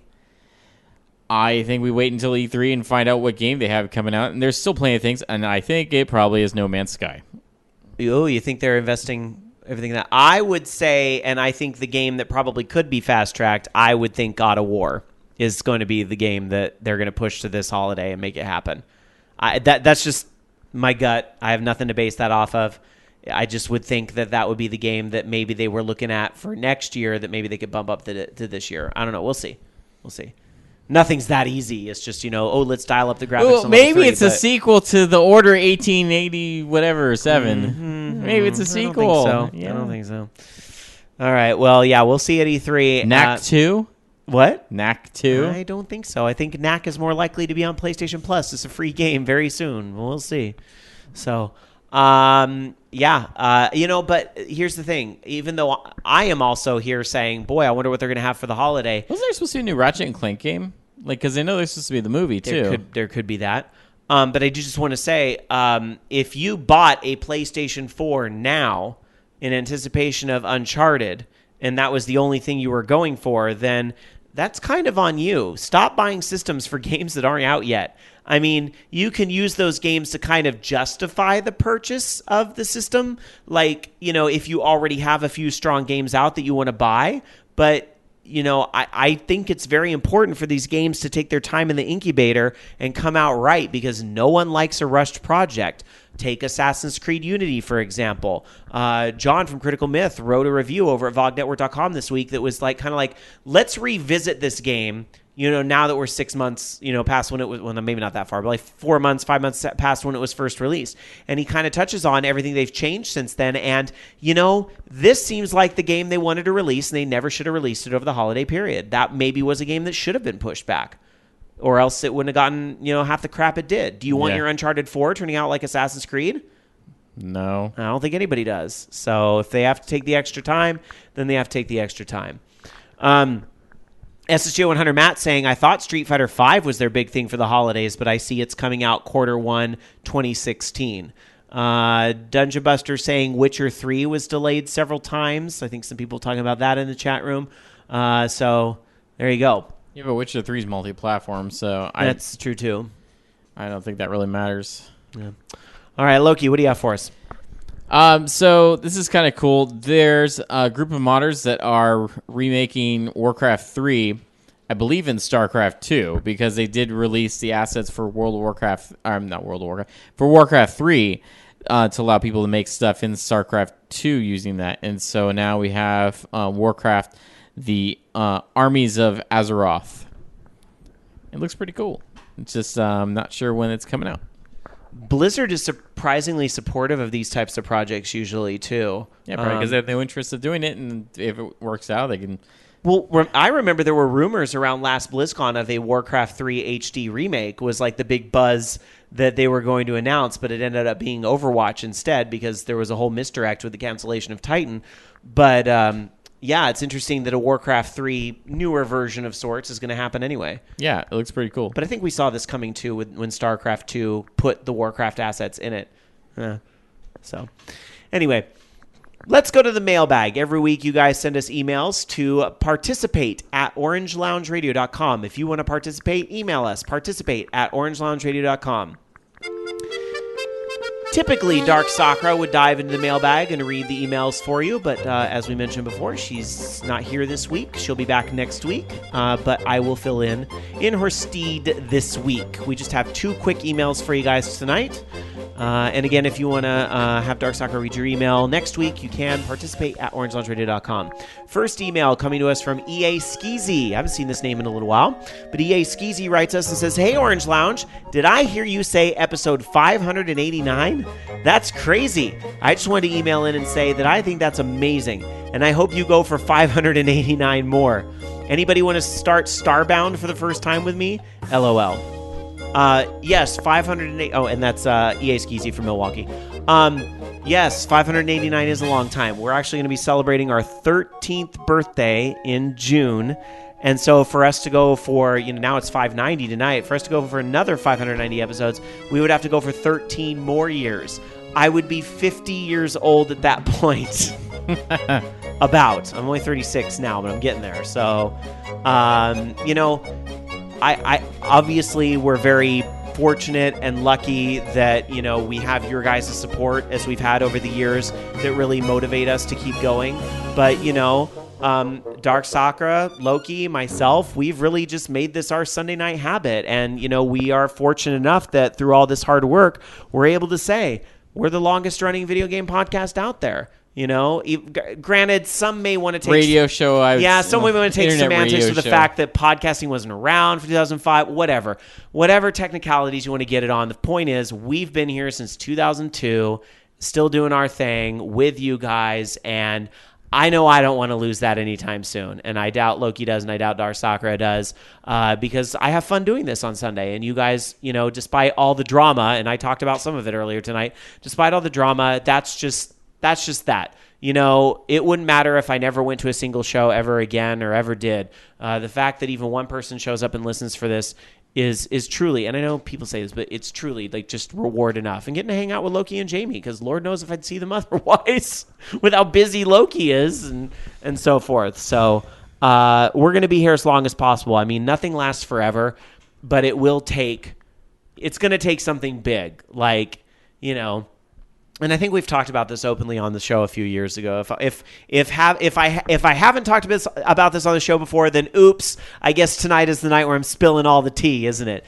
But we had a scare a couple years ago that Jamie was going to move to Washington, and she damn near did. And there was kind of talks that about, well, if you move away, I mean, there was the talk, we could Skype and so forth, but would it really be the same type of show? I don't know. So we had talked about, well, if this happens, It's maybe the time to... we'd still be able to carry on. I don't know. Would it really be the same? I really think part of what makes this show special is the fact that we're all in the same room. Like a lot of podcasts aren't able to do that, which, I do another podcast. I do two other podcasts where we're not all in the same room, and they're a lot of fun. I know a lot, but I feel like part of what makes this show special is that we are all here in the same room. So if we lost that, I don't know. I mean, I know we did it for a few months after, your son was born, Loki, but it's something different when there's a time on it, and the fact that some of us were still here in studio. It's just you were remote, Mm-hmm. I don't know how I'd feel about that being a permanent thing, though. I don't know. So, anyway, just throwing that out there. Over at our chat room over at live.vognetwork.com, SSGO100 Matt says, from what I know of Rob, whether it's OLR or not, I can see him podcasting into his 50s. Yeah, probably. Bonds006 says, I started with OLR on the podcast about 2005. Back in my day, when you had the only mic in an online game, it meant your word was the law. Some folks talking about microphones in online games. All right. So anyhow, and I kind of tend to agree with SSGO 100 Matt. I probably will be podcasting well into my 50s. It might not be about this topic, but probably be something going on. It'll probably be about RuPaul's Drag Race, right? I'll still be doing that, right? Anyway, moving on. One more email here from Martin in Belgium. Emails us and says, I was interested to hear Sky and Loki talk about Ingress last episode. Remember that discussion, Loki? One thing that did not come up was the fact that Google might be using this game for location data mining purposes. Google in the past has been doing all kinds of creepy stuff, such as logging all the Wi-Fi networks in range of their Street View cars. They now use that data to more accurately determine locations. It is hard to believe that Google is not using this app for something similar, given the fact that they are pushing it so hard. They could use this GPS-enabled app to get all kinds of location data, including the most popular landmarks in an area, routes you take to get there, or even personal location data types tied to your Google account, etc. I think the app claims that no data is being sent back, but in the past, companies like Google and Apple have been known to send back data without alerting the user. How would you feel about the game if this would be the case? Would you keep playing it? Personally, I'm very aware of trying not to give these companies too much of my data. I always disable location history and things like that on my phone. This may be tinfoil hat of me, but I don't trust this app. It just seems fishy.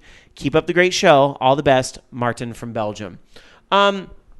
Sure, that thought's crossed my mind that they might be mining the location data, but there's two things to keep in mind with that. One, if Google wants to know where I live, they already figured it out. They could just look at where I log into my Gmail account from. They could probably find a lot out about my habits from that. Yeah, I was right? going to say they probably don't need a game. They don't need a game to do it. Yeah, exactly. They will just build it into their fucking operating system. As far as to know like what landmarks are visited frequently and so forth, although that's a good thought as well, and I'm not trying to discredit that, I would challenge this, is that Ingress, part of the challenge is going to places I wouldn't usually go to.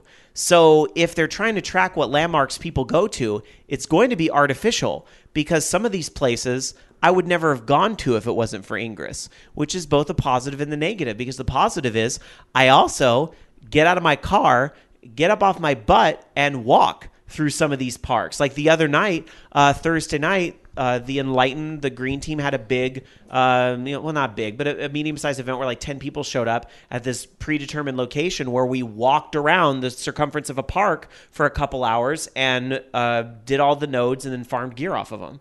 So I wouldn't have gotten that exercise if it wasn't for Ingress. So that's part of the reason why I'm still into the game.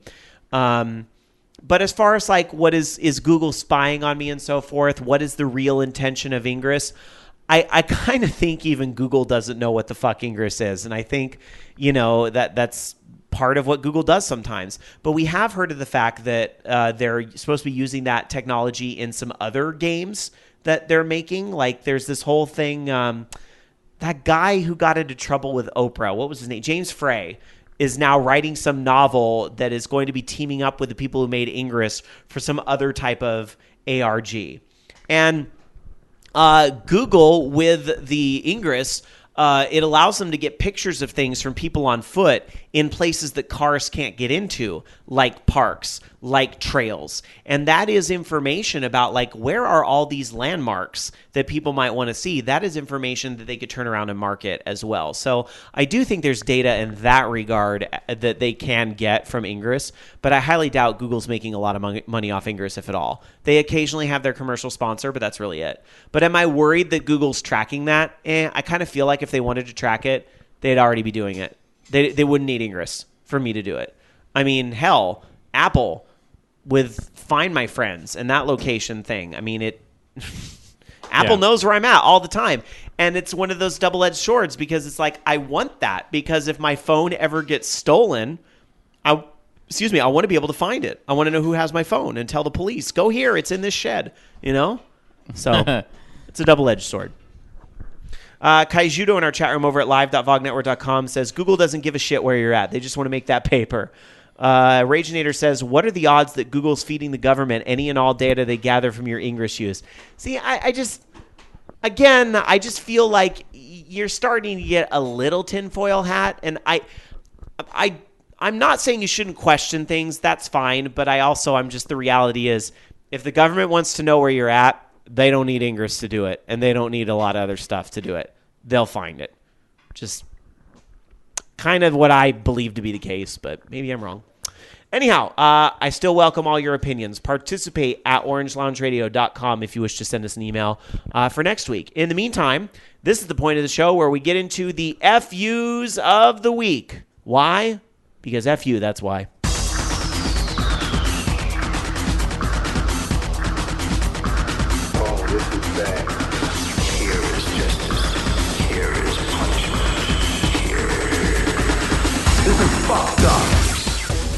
Loki. I love my kids. I love my son Josh. But at the same time, I am fucking pissed off at him he's very sensitive, I guess. And he was super excited to go to the Marvel show and everything. So, I figured it's only here once this year. So if I'm going to do it, I'm going to do it right. I'm going to get some seats that we can actually see everything. We're not going to be way up in the bleachers and stuff like that. and he fucking got scared 5 minutes in, and that shit was fucking expensive.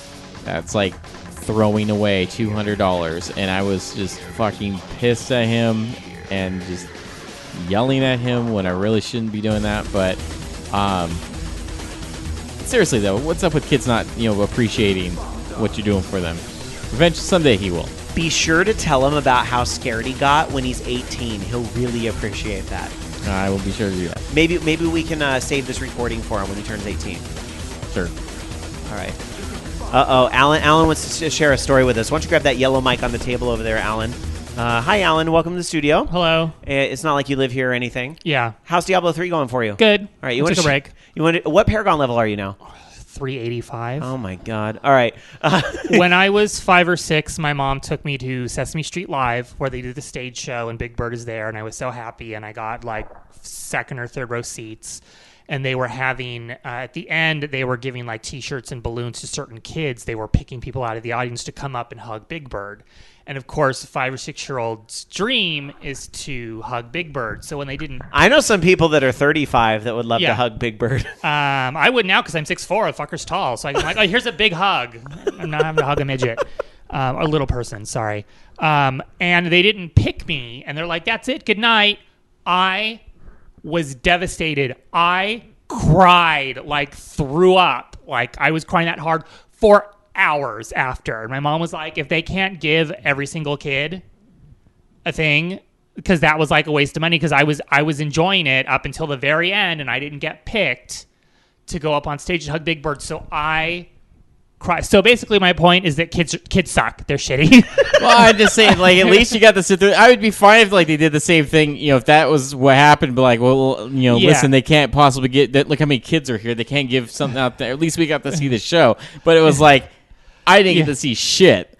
What I saw of the show, I already watched on YouTube. So I could have saved myself $200 by fucking watching. You have several people in the chat room that are going, but he's just a kid, Loki. I understand that, but there's other kids. There was a ton of other kids his age group, okay? This is a kid. He is super, like, sensitive to, like, loud noises and stuff like that. And you still love your kid, which I you've still love him, at but, the like, beginning. it's frustrating sometimes because I want to take him to do all these fun things, and he gets fucking scared over everything, and he'll make up stuff to be scared about. Here's the and this is then the FUs of the week is to vent. But I will say this: you know what's going to happen, Loki, is that, and this happens with a lot of kids around age like 6 or 7. He's just going to transform, and suddenly it's going to be like, now the kid will be like a little brat, and you won't be. He already is. It doesn't. It doesn't. I don't get any of. There is no upside. He is a brat, and fucking just like Daddy. It's like there is no upside. All right. So that was my story. Thank you. I'm so glad you could talk about how Big Bird made you throw up here on the show. Yeah, well, he didn't hug me. If he hugged me, I would have been fine. But I wailed for hours. Now I feel like for your birthday, I should put on a Big Bird costume and come out and give you a hug. Don't take it there. No. So here's what I'll do differently. Next time, if I were to do something differently, I wouldn't sit as close. Because I think if we were sitting up, like, at the top of the the lower section or something, it wouldn't have been so bad. It was just that they're doing live pyrotechnics in the front. He's never seen a show with live pyrotechnics and stuff, and so it's a little bit frightening for him. But all right, so at least you have a lesson learned. I understand that, but yeah, and also the lesson is I'm not going to waste $200 on fucking tickets to. They wanted $12 fucking for popcorn. I bought that popcorn, and I damn well am going to eat every single piece of that popcorn. It's not gone yet. But they seriously wanted like $15 for a fucking snow cone. All right. I mean, come on. Speaking of stadium events and paying too much money, I want to give an FU this week to the San Jose Sharks. You're my team, guys. You're my team. You're my hometown team. You got to break Alan's hockey cherry as well, going to his first Sharks game. Did you have fun at the Sharks game, Alan? He's back. I did, but I have to give a shout out to those seats we got. Oh yeah. It would have been nice if they had won with those seats, but we were 8 rows from rink. Yeah. No, that was awesome. That was my buddy Neil. I've known since high school that helped hook us up with that. So, thank you. Yeah. Very appreciative about that. But yeah, FU the San Jose Sharks for just choking in the third period. Yeah, it was tied 2-2 at the end of the second period, and then period 3 started, and the Blackhawks were like, you know what? We're tired of this. We're just gonna win now. Yep. Man. But at the very least, because before the show to kill time, and because he had a Batman shirt on, that just wasn't going to do. So we went and bought Marvel shirts, and so he got an Avenger shirt, and I got a Deadpool shirt. So at least I have a Deadpool shirt. At least you have a Deadpool shirt. I at least have a Deadpool shirt, and some popcorn that I'm going to eat no matter how stale it gets. Because I paid $12 for that fucking popcorn. I am eating every piece of that popcorn. Tiger Claw in chat says, what if your presence at the game is the reason why the team lost, Rob? Just saying. Yeah, because that's 2 losses in a row now. They saying you're cooler? Just, you know what? Don't go there. I'm sorry if my radiant beauty and presence just throws the team off their game. I can't. My friends are already suggesting that I'm the cause of the losses, but I'm telling you, 4 goals in one period and removing the goalie from the net so they could score on an empty net. These were not my decisions, people. Not my decisions. Anyhow, just a few more stories for you guys. Then we're going to open up the Skype line quickly to get your calls. We're a little late here tonight because of the announcements we did live on VOG before the show tonight. But I do want to at least try to get 1 or 2 calls in, especially people might want to talk about GDC, South by Southwest, PAX, or one of the many things that have been going on over the past couple weeks. 1-877-GAME-OLR or username on Skype, Orange Lounge Radio. But first, before I get to those calls, a few more stories for you guys. Loki. So Marvelous has just acquired Gmode. And with that, they've also acquired most of Data East's intellectual properties, including Magical Drop, Joe and Mac, which, shit, when's the last time we had a Joe and Mac game? SNES. Let's see, Fighter's History, Caveman Ninja, and Burger Time, among others. Yes! So maybe we'll get another Burger Time game. Yes! That'd be pretty sweet. What else do they have? They also have, I guess, Metal Max. I sort of remember that. And Vapor Trail. So I wonder if we'll see some more games from that. Hopefully they do something with it. I mean, obviously they would do something with it. Why would you purchase it? Yeah, why would they buy it if they're not going to do anything with it, right? Data East, though, does that mean we're going to get a new Bad Dudes game? Or we're going to get a new Bad Dudes game? Are they a bad enough dude to put out Bad Dudes? Can we get a new Bad Dudes game? Because that'd be pretty sweet. I don't know. Bad Dudes is kind of one of the games. Actually, wasn't very good. Like, I don't know if you ever played Bad Dudes on the NES. I played it Bad really Dudes wasn't good. all the time, and I could never do a fucking roundhouse kick in that game. Never. It was too hard. All right. This is interesting. Something. It's a peripheral for the Oculus Rift. You know, VR. It's where everything's going. And that looks like a creepy face. Lots of people talking about the Oculus Rift. Well, that creepy face that Loki is referring to is Feel Real. It is a Bluetooth add-on for the Oculus Rift that straps over your mouth and nose. It looks like a creepy face it will that make you'd you be look making like out with. What? It looks like a creepy face that you would make out with or something. Yeah, it does kind of look like something you would make out with. But anyway, this battery-powered device will produce seven different scents. Like smelly, not like money, but scents. So it's smell-o-vision with this thing, with unique scents that you can smell. So this mask will allow you to smell things like the ocean, a waterfall, or fire. Also, I guess this will produce temperature-controlled air, mist, and vibrations. So that's something. That is something. That is something. Every game just gets one step closer to the holodeck, doesn't it? But now the holodeck will smell like fire and spray you with water and other temperature-controlled elements. So. You got to admit, though, I mean, as much as we're kind of sitting here and making fun of the way it looks and so forth, it does seem like a logical step. If you're going to put this thing over your eyes and be immersed in this world with all your vision, wouldn't it make sense that, you know, the other feelings besides just your vision, your other senses are stimulated as well? I mean, it makes sense. That would be cool, except, you know, when I'm smelling fire in game and I don't realize that my house is burning down because I have a giant VR headset over me. What if you're playing a very violent game on Oculus Rift and you're smelling blood? Or people, you know, relieving themselves as you murder them, so... That might be a bit much, actually. Some lines are not meant to be gross. Everyone tries to do smell-o-vision. I just don't think it's going to work until you can get it to where you can simulate any smell. And even then, I think it's just too hard of a sense to do yet. We don't understand enough about how it works. Yeah, usually the smell-o-vision stuff is very limited, but I think about like some of the Disney stuff where they kind of like people love Soarin', right? At Disney World they have Soarin' or Soarin' over California, whatever it's called, and they have it here at California Adventure as well. Like a lot of people really like that ride because again, a lot of your senses are being stimulated because you have the vision, which isn't quite the same as Oculus Rift. They need a better screen for that nowadays. They're refurbing it right now as we speak. It's down and the screen is getting an HD refurbishment. Nice. So your wish is Disney's command, right? The magic never ends. It better be. So, but then not only that, but you have that sensation of flying, which simulates your senses as well. And then, yes, even though it's limited, you smell the oranges when you go over the orange field, and you smell the pine trees when you go over the pine field. And I think that's really why people love that ride, because it's so many different senses all being hit at once. It's also a nice air-conditioned building. Yes, that is true. That is very true. No, or hardly ever a line. Kaijudo is wondering, what if I'm playing The Binding of Isaac? Well, Well, you're going to smell a lot of blood and feces, I guess. Here's the thing, and vomit. too. A lot of games... They didn't mention what those other smells were, so it's ocean, fire, and vomit and shit. Yeah, and a nerd expo. But no, here's the thing. Keep in mind that the goal of the Rift is to not just port all the old games into the Rift. That's kind of doing it wrong, I think, in many ways.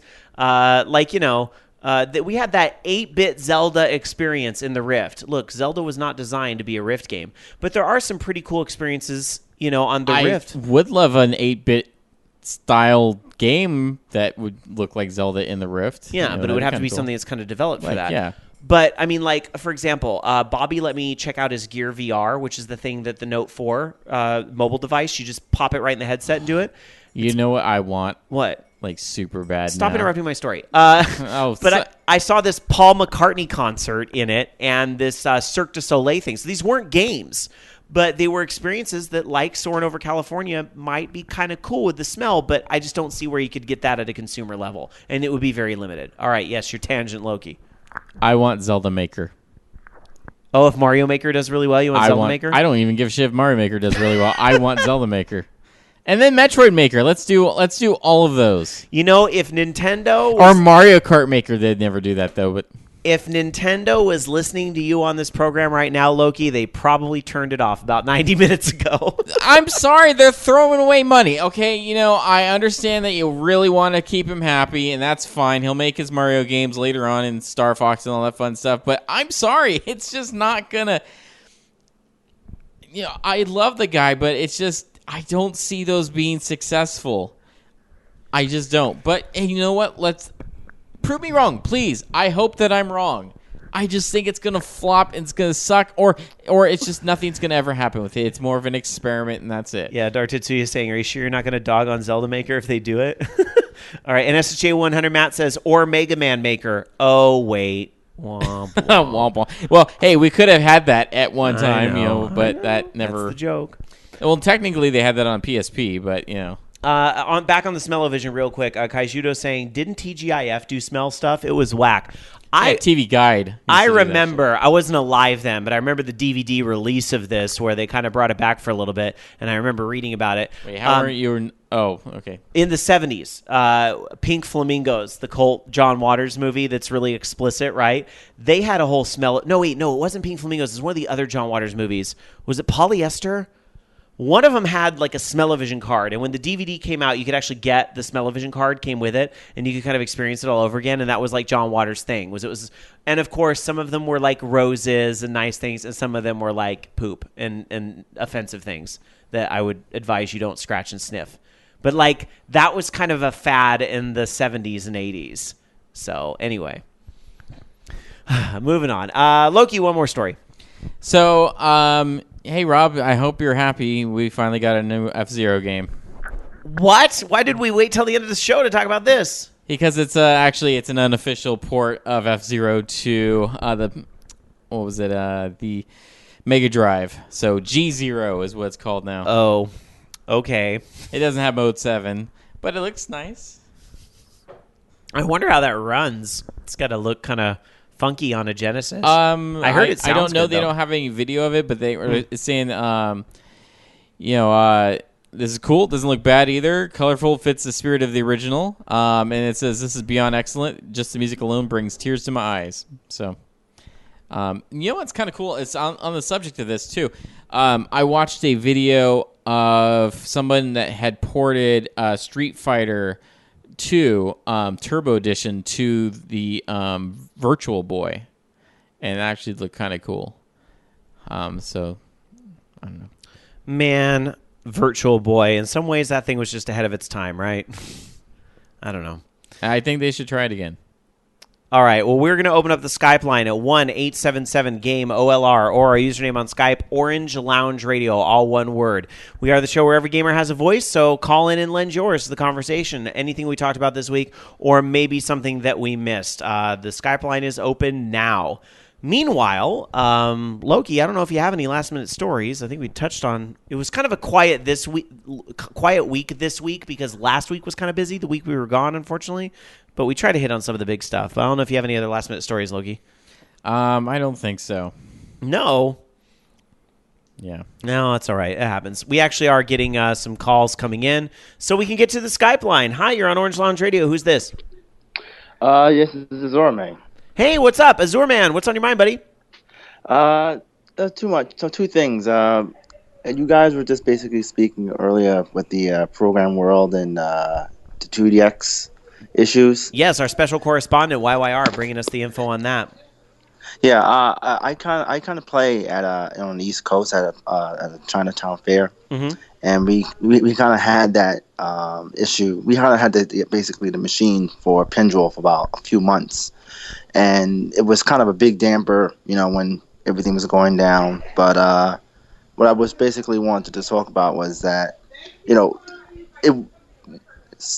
radio shows like this and other communities like Bemani style kind of keeps like people like me who like 2DX playing games like that and keeping. I'm sorry, I'm trying to get my thoughts together. What I'm trying to say is that Konami really knew about this whole issue with the people in America playing the game, but it seems that you might be right that round one might want to try to have some sort of monopoly over it and maybe bring it over here. But it's kind of depressing to kind of find out you can't play it at all in the store anymore. So yeah, and you know what? Maybe you bring a very difficult but logical point up that people have to consider whether they want to hear it or not. And that is that Konami turned a blind eye to this for a very, very long time. I mean, even back when we talked about nothing but DDR. I mean, think about it. DDR Extreme machines weren't even supposed to be here in the U.S., and everybody had them anyway. So Konami's turned a very blind eye to this for a very long time. And so for it just now to have the rug pulled out kind of stings a little bit for a lot of people, I bet. But on the other hand, I can also see why. I don't want to villainize round one in this either, because I could also see it from their perspective where if round one is like, hey, if we're going to play by the rules, then everyone else needs to play by the rules. What I would love to see happen in this scenario, I think what kind of has to happen in some ways, or else somebody's going to get pissed off, is that we really need to start tearing down these arbitrary region walls. And we've been bitching about this on the 3DS and PlayStation and so forth about region locking for the longest time, have we not? And isn't this whole thing that we're talking about, isn't this just another form of region locking?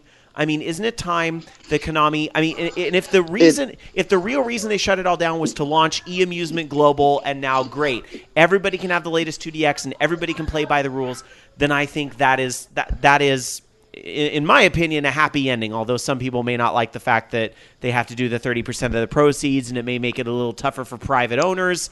I'm not sure I see a scenario where they can really win, but I think at least all the arcades that want to run the machines can do that. Yeah, I mean, that's one of the issues. I mean, it's really hard to get people outside of this small community to play. And I say small because compared to the people who play other games like the Street Fighter community, the Konami Bemani community is rather small. Right. I mean, and it makes it very difficult for them to kind of like come out with a system, like have an arcade and play it here. I had a few friends who had their own arcades, and they kind of brought them to big like flea markets and stuff to kind of like have people play. And even though they were losing money on it, they wasn't making any money. They still tried to keep up with the latest, because the hardware wasn't really the problem.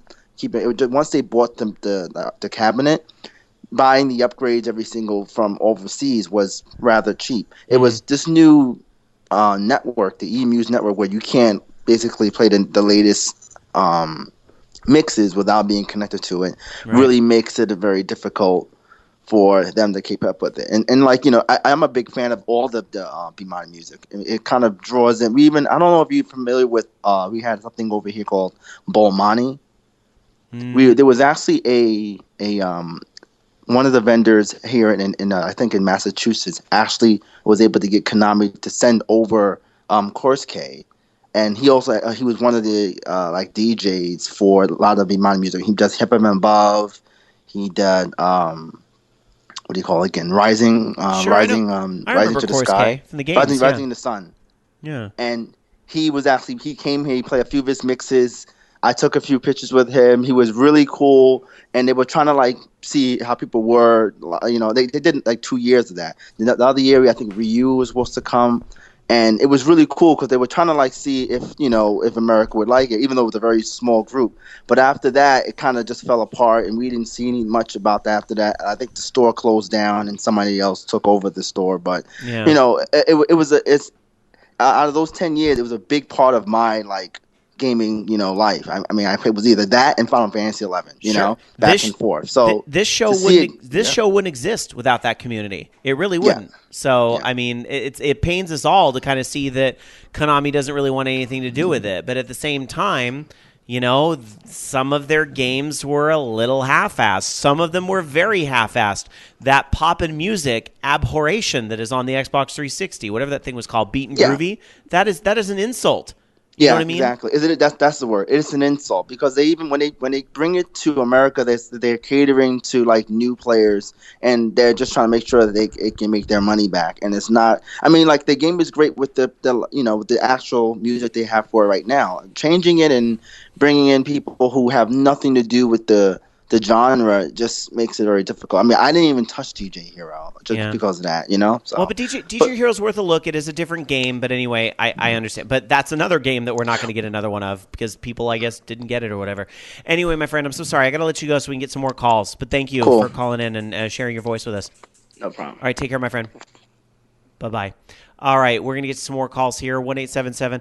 I always find it. Don't worry if you get a little nervous when you're on air. You forget what you're going to say. Happens to me every week. I always forget what I'm going to say. And that is not helping with age. That's going to be the problem when I'm a 50-year-old podcaster, is I'll be probably suffering from even worse memory loss than I do now. Anyway, we do have another call on the line. We're going to get to it. Hi, you're on Orange Lounge Radio. Who's this? Hey, what's up? This guy's Judo. Hey, guys, Judo. How you doing? Yeah, I'm doing good, man. How you? I'm good. I'm happy to be back. It's always weird when I have a week off. I was literally in the air when OLR should have been on, and it's always a weird feeling. But it's nice to be back home. What's on your mind? You need to do a show from the air. That'll be kind of cool. I don't think many people are doing that. Do a show from the air? Yeah, I'm pretty sure whether you can they have Wi-Fi up in the plane now, right? I haven't played it flown in years. They do actually. I was able to chat on Google Chat with Alan from the air, but I don't know if I could have like streamed something. That might have been a bit much, but you do that virtual audio cable, man. It does wonders. Let me put it this way. Anyway, I wanted to tell you about Codename. What is it? Codename Steam. That's a great game. You need to pick it up as soon as possible.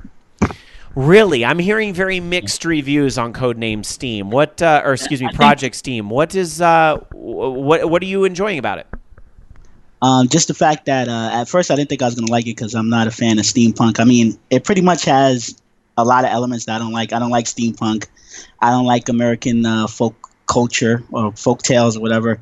I definitely don't like MGM. I felt like looking at that game, I felt like it was like if MGM made a game. I just don't like that style. I don't like that time period. Right. And I don't know, it made me want to puke, but I got the game anyway, just because I love when a game is, when a game's being innovative, and I also like the developer of the game. So I said, let me try it, and I turned out liking it. I mean, I like the art style.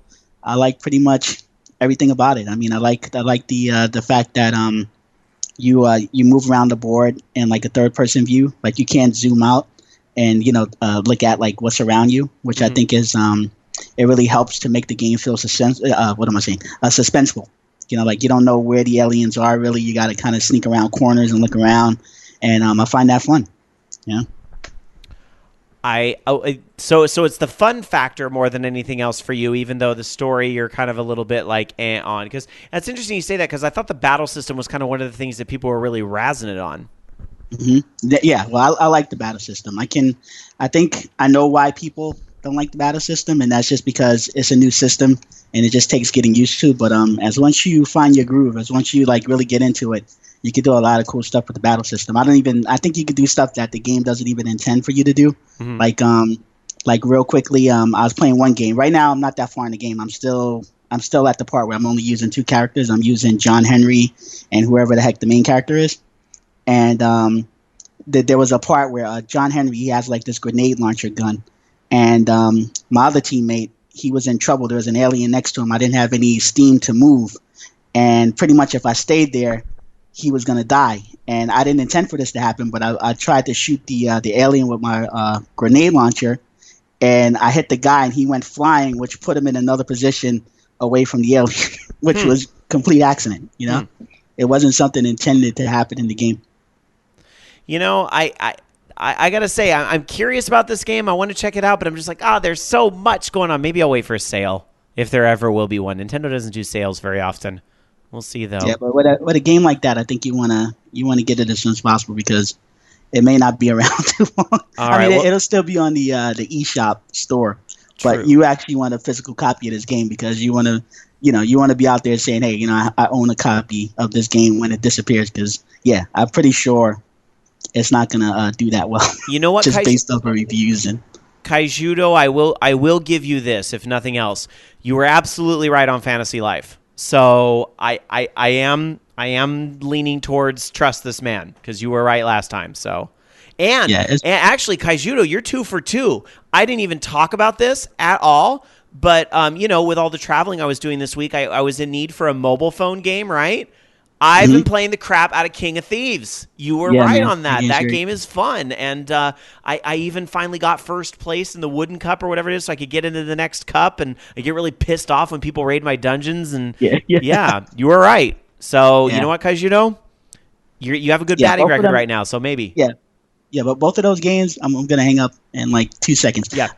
Both of those games, Codename Steam and King of Thieves, they have a great game mechanic that I hope, even if the games don't last, I hope that that type of game mechanic can last through other games. I know there's a ton of games that are like King of Thieves. They'll compare it to Clash of Clans and other stuff. Right. But I would love to see something like King of Thieves with like a hacking game where like instead of you breaking into people's dungeons, you're like hacking people's systems.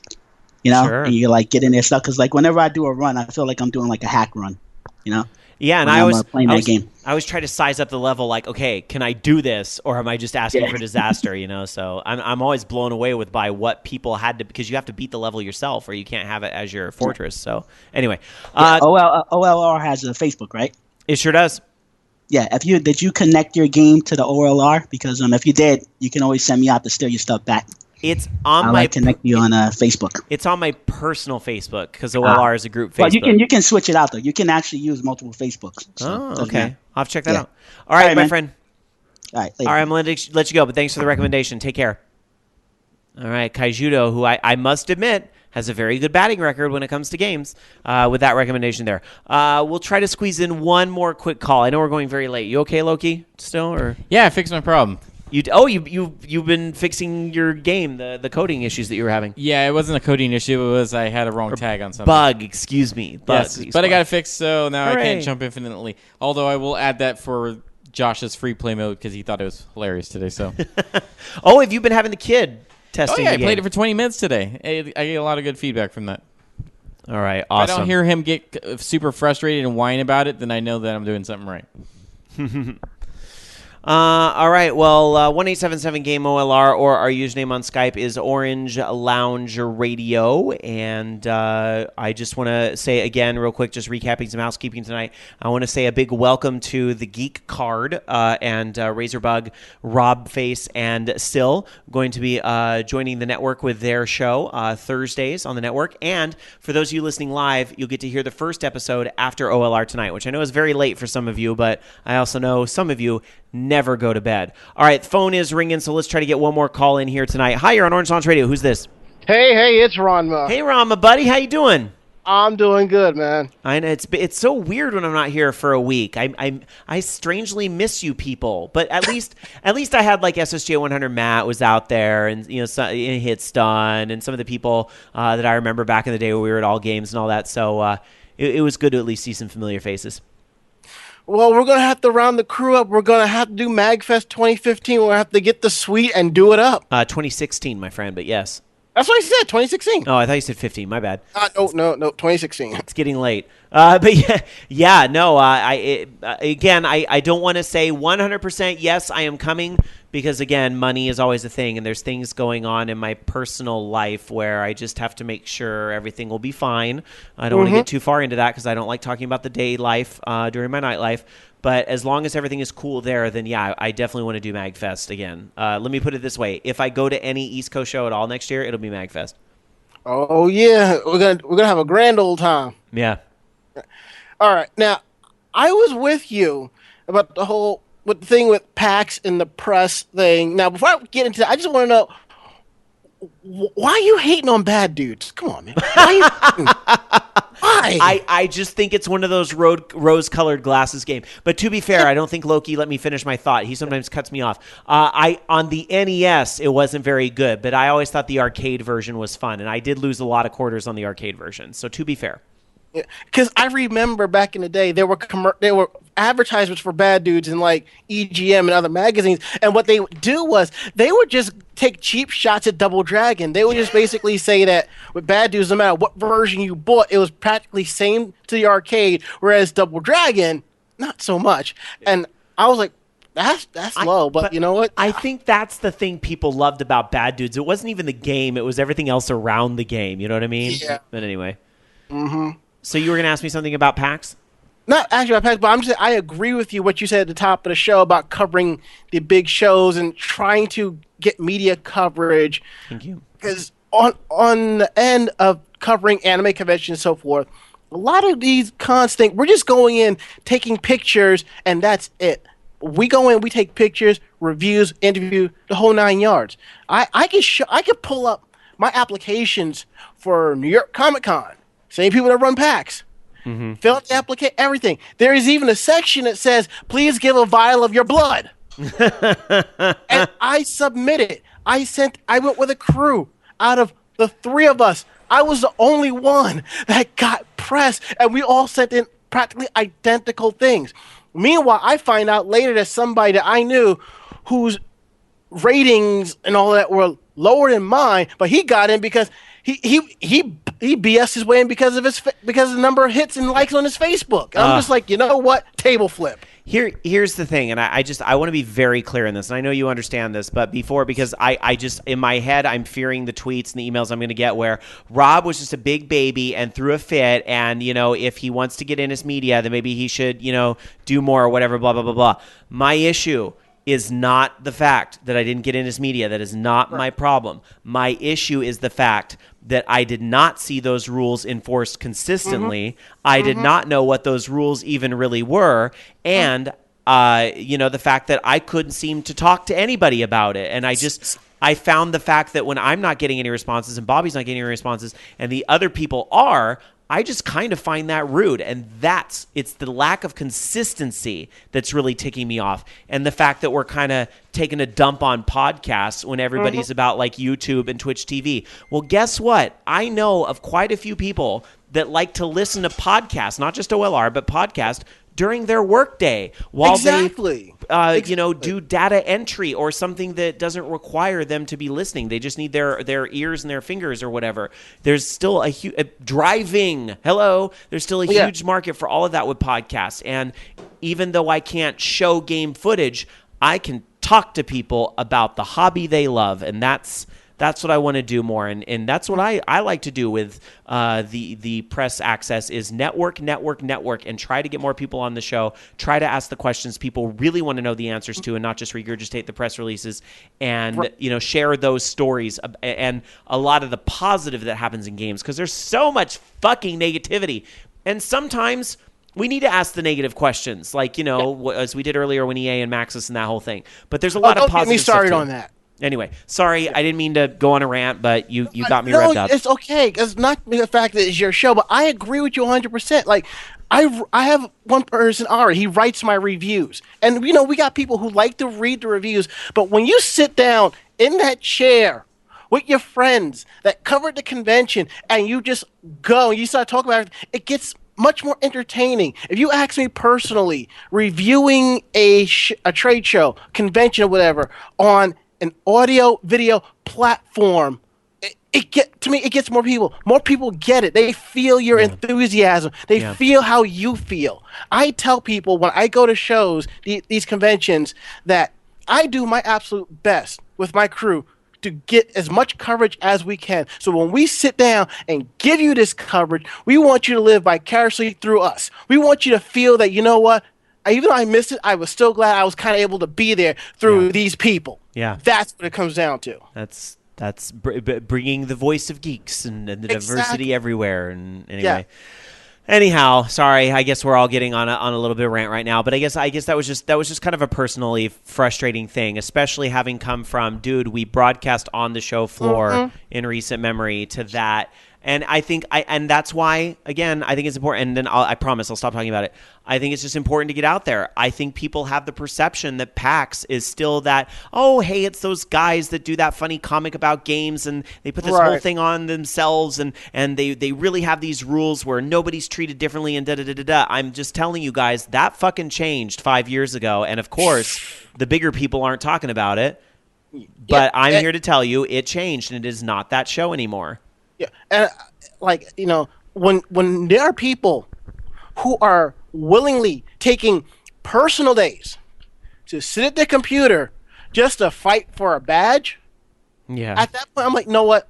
It's not. No, I will start doing the smaller and the mid-range conventions because they love and appreciate everything. Because sorry, I just addressed something real quick in chat because I have to address it. Zaku is saying that VOG needs to get their asses to Delaware to incorporate. Once you're an LLC, your media penis will grow tenfold. Actually, it's not in Delaware, but VOG actually is an LLC out of Georgia, which we picked, because obviously Bobby's based there.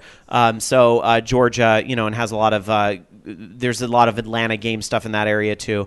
We actually are an LLC and we have a business license. We have all that stuff that I don't necessarily need to talk about on the air, but we're covered. We're legit. I like to think we're legit, but See, Zaku's right. But one thing I discovered with the big conventions, they're like, okay, how many hits do you have? What can you do? What can you do? And we're like, the sad part is it's coming down to quantity over quality. And then how do they measure those hits? They use things like Alexa. Seriously? Who has that toolbar still installed? What?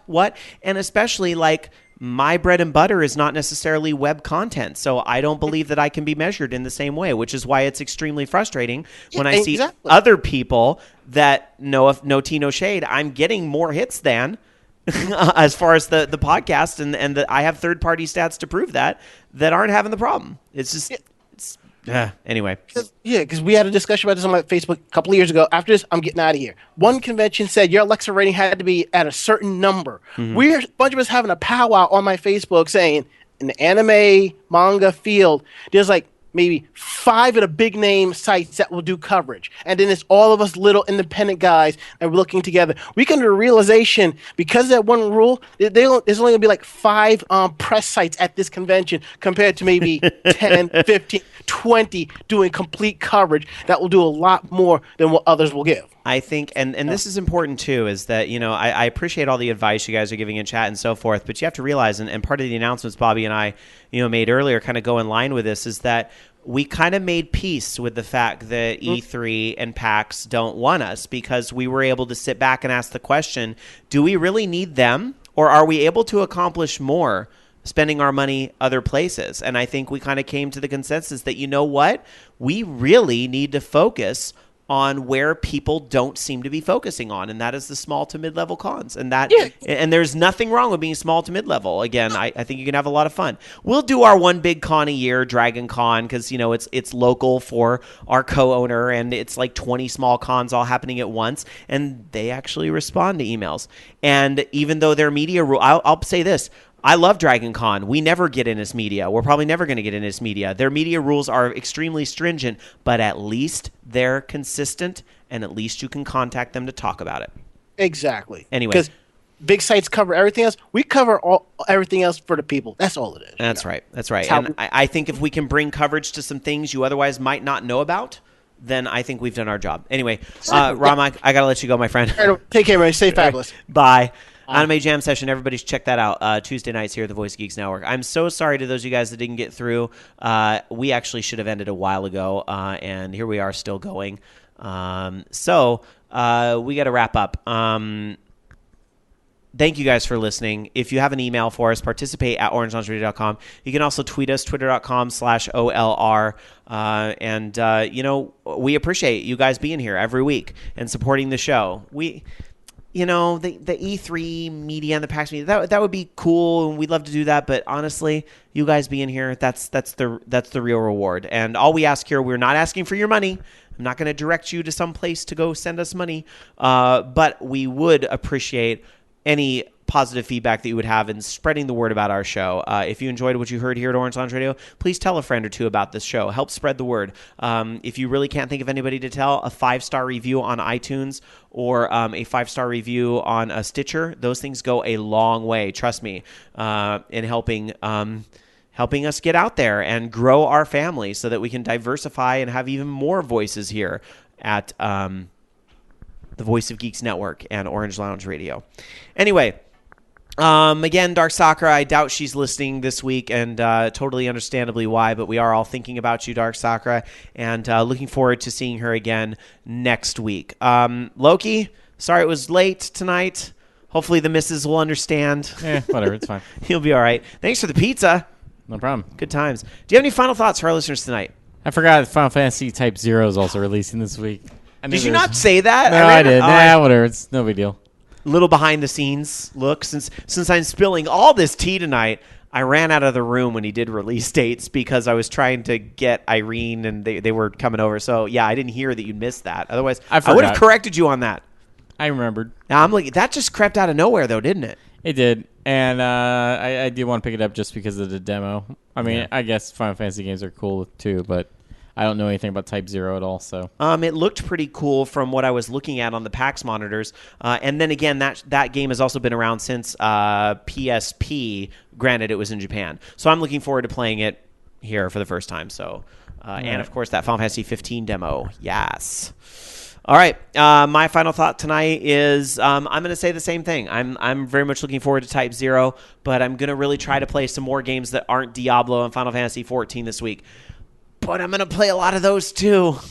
What can I say? I love playing video games. I know you guys all do too. Thank you so much for being here and making it a great show tonight. We'll be back in 7 days to do it all again. Have a good night. You've been listening to Orange Lounge Radio. Orange Lounge Radio is a production of OLR Studios. To join us for a live show, tune into vognetwork.com Sunday nights at 6 p.m. Pacific, 9 p.m. Eastern. The views and opinions expressed in this program do not necessarily reflect those of the staff of Orange Lounge Radio or VOG Network, but you know they were all still true. See you next week.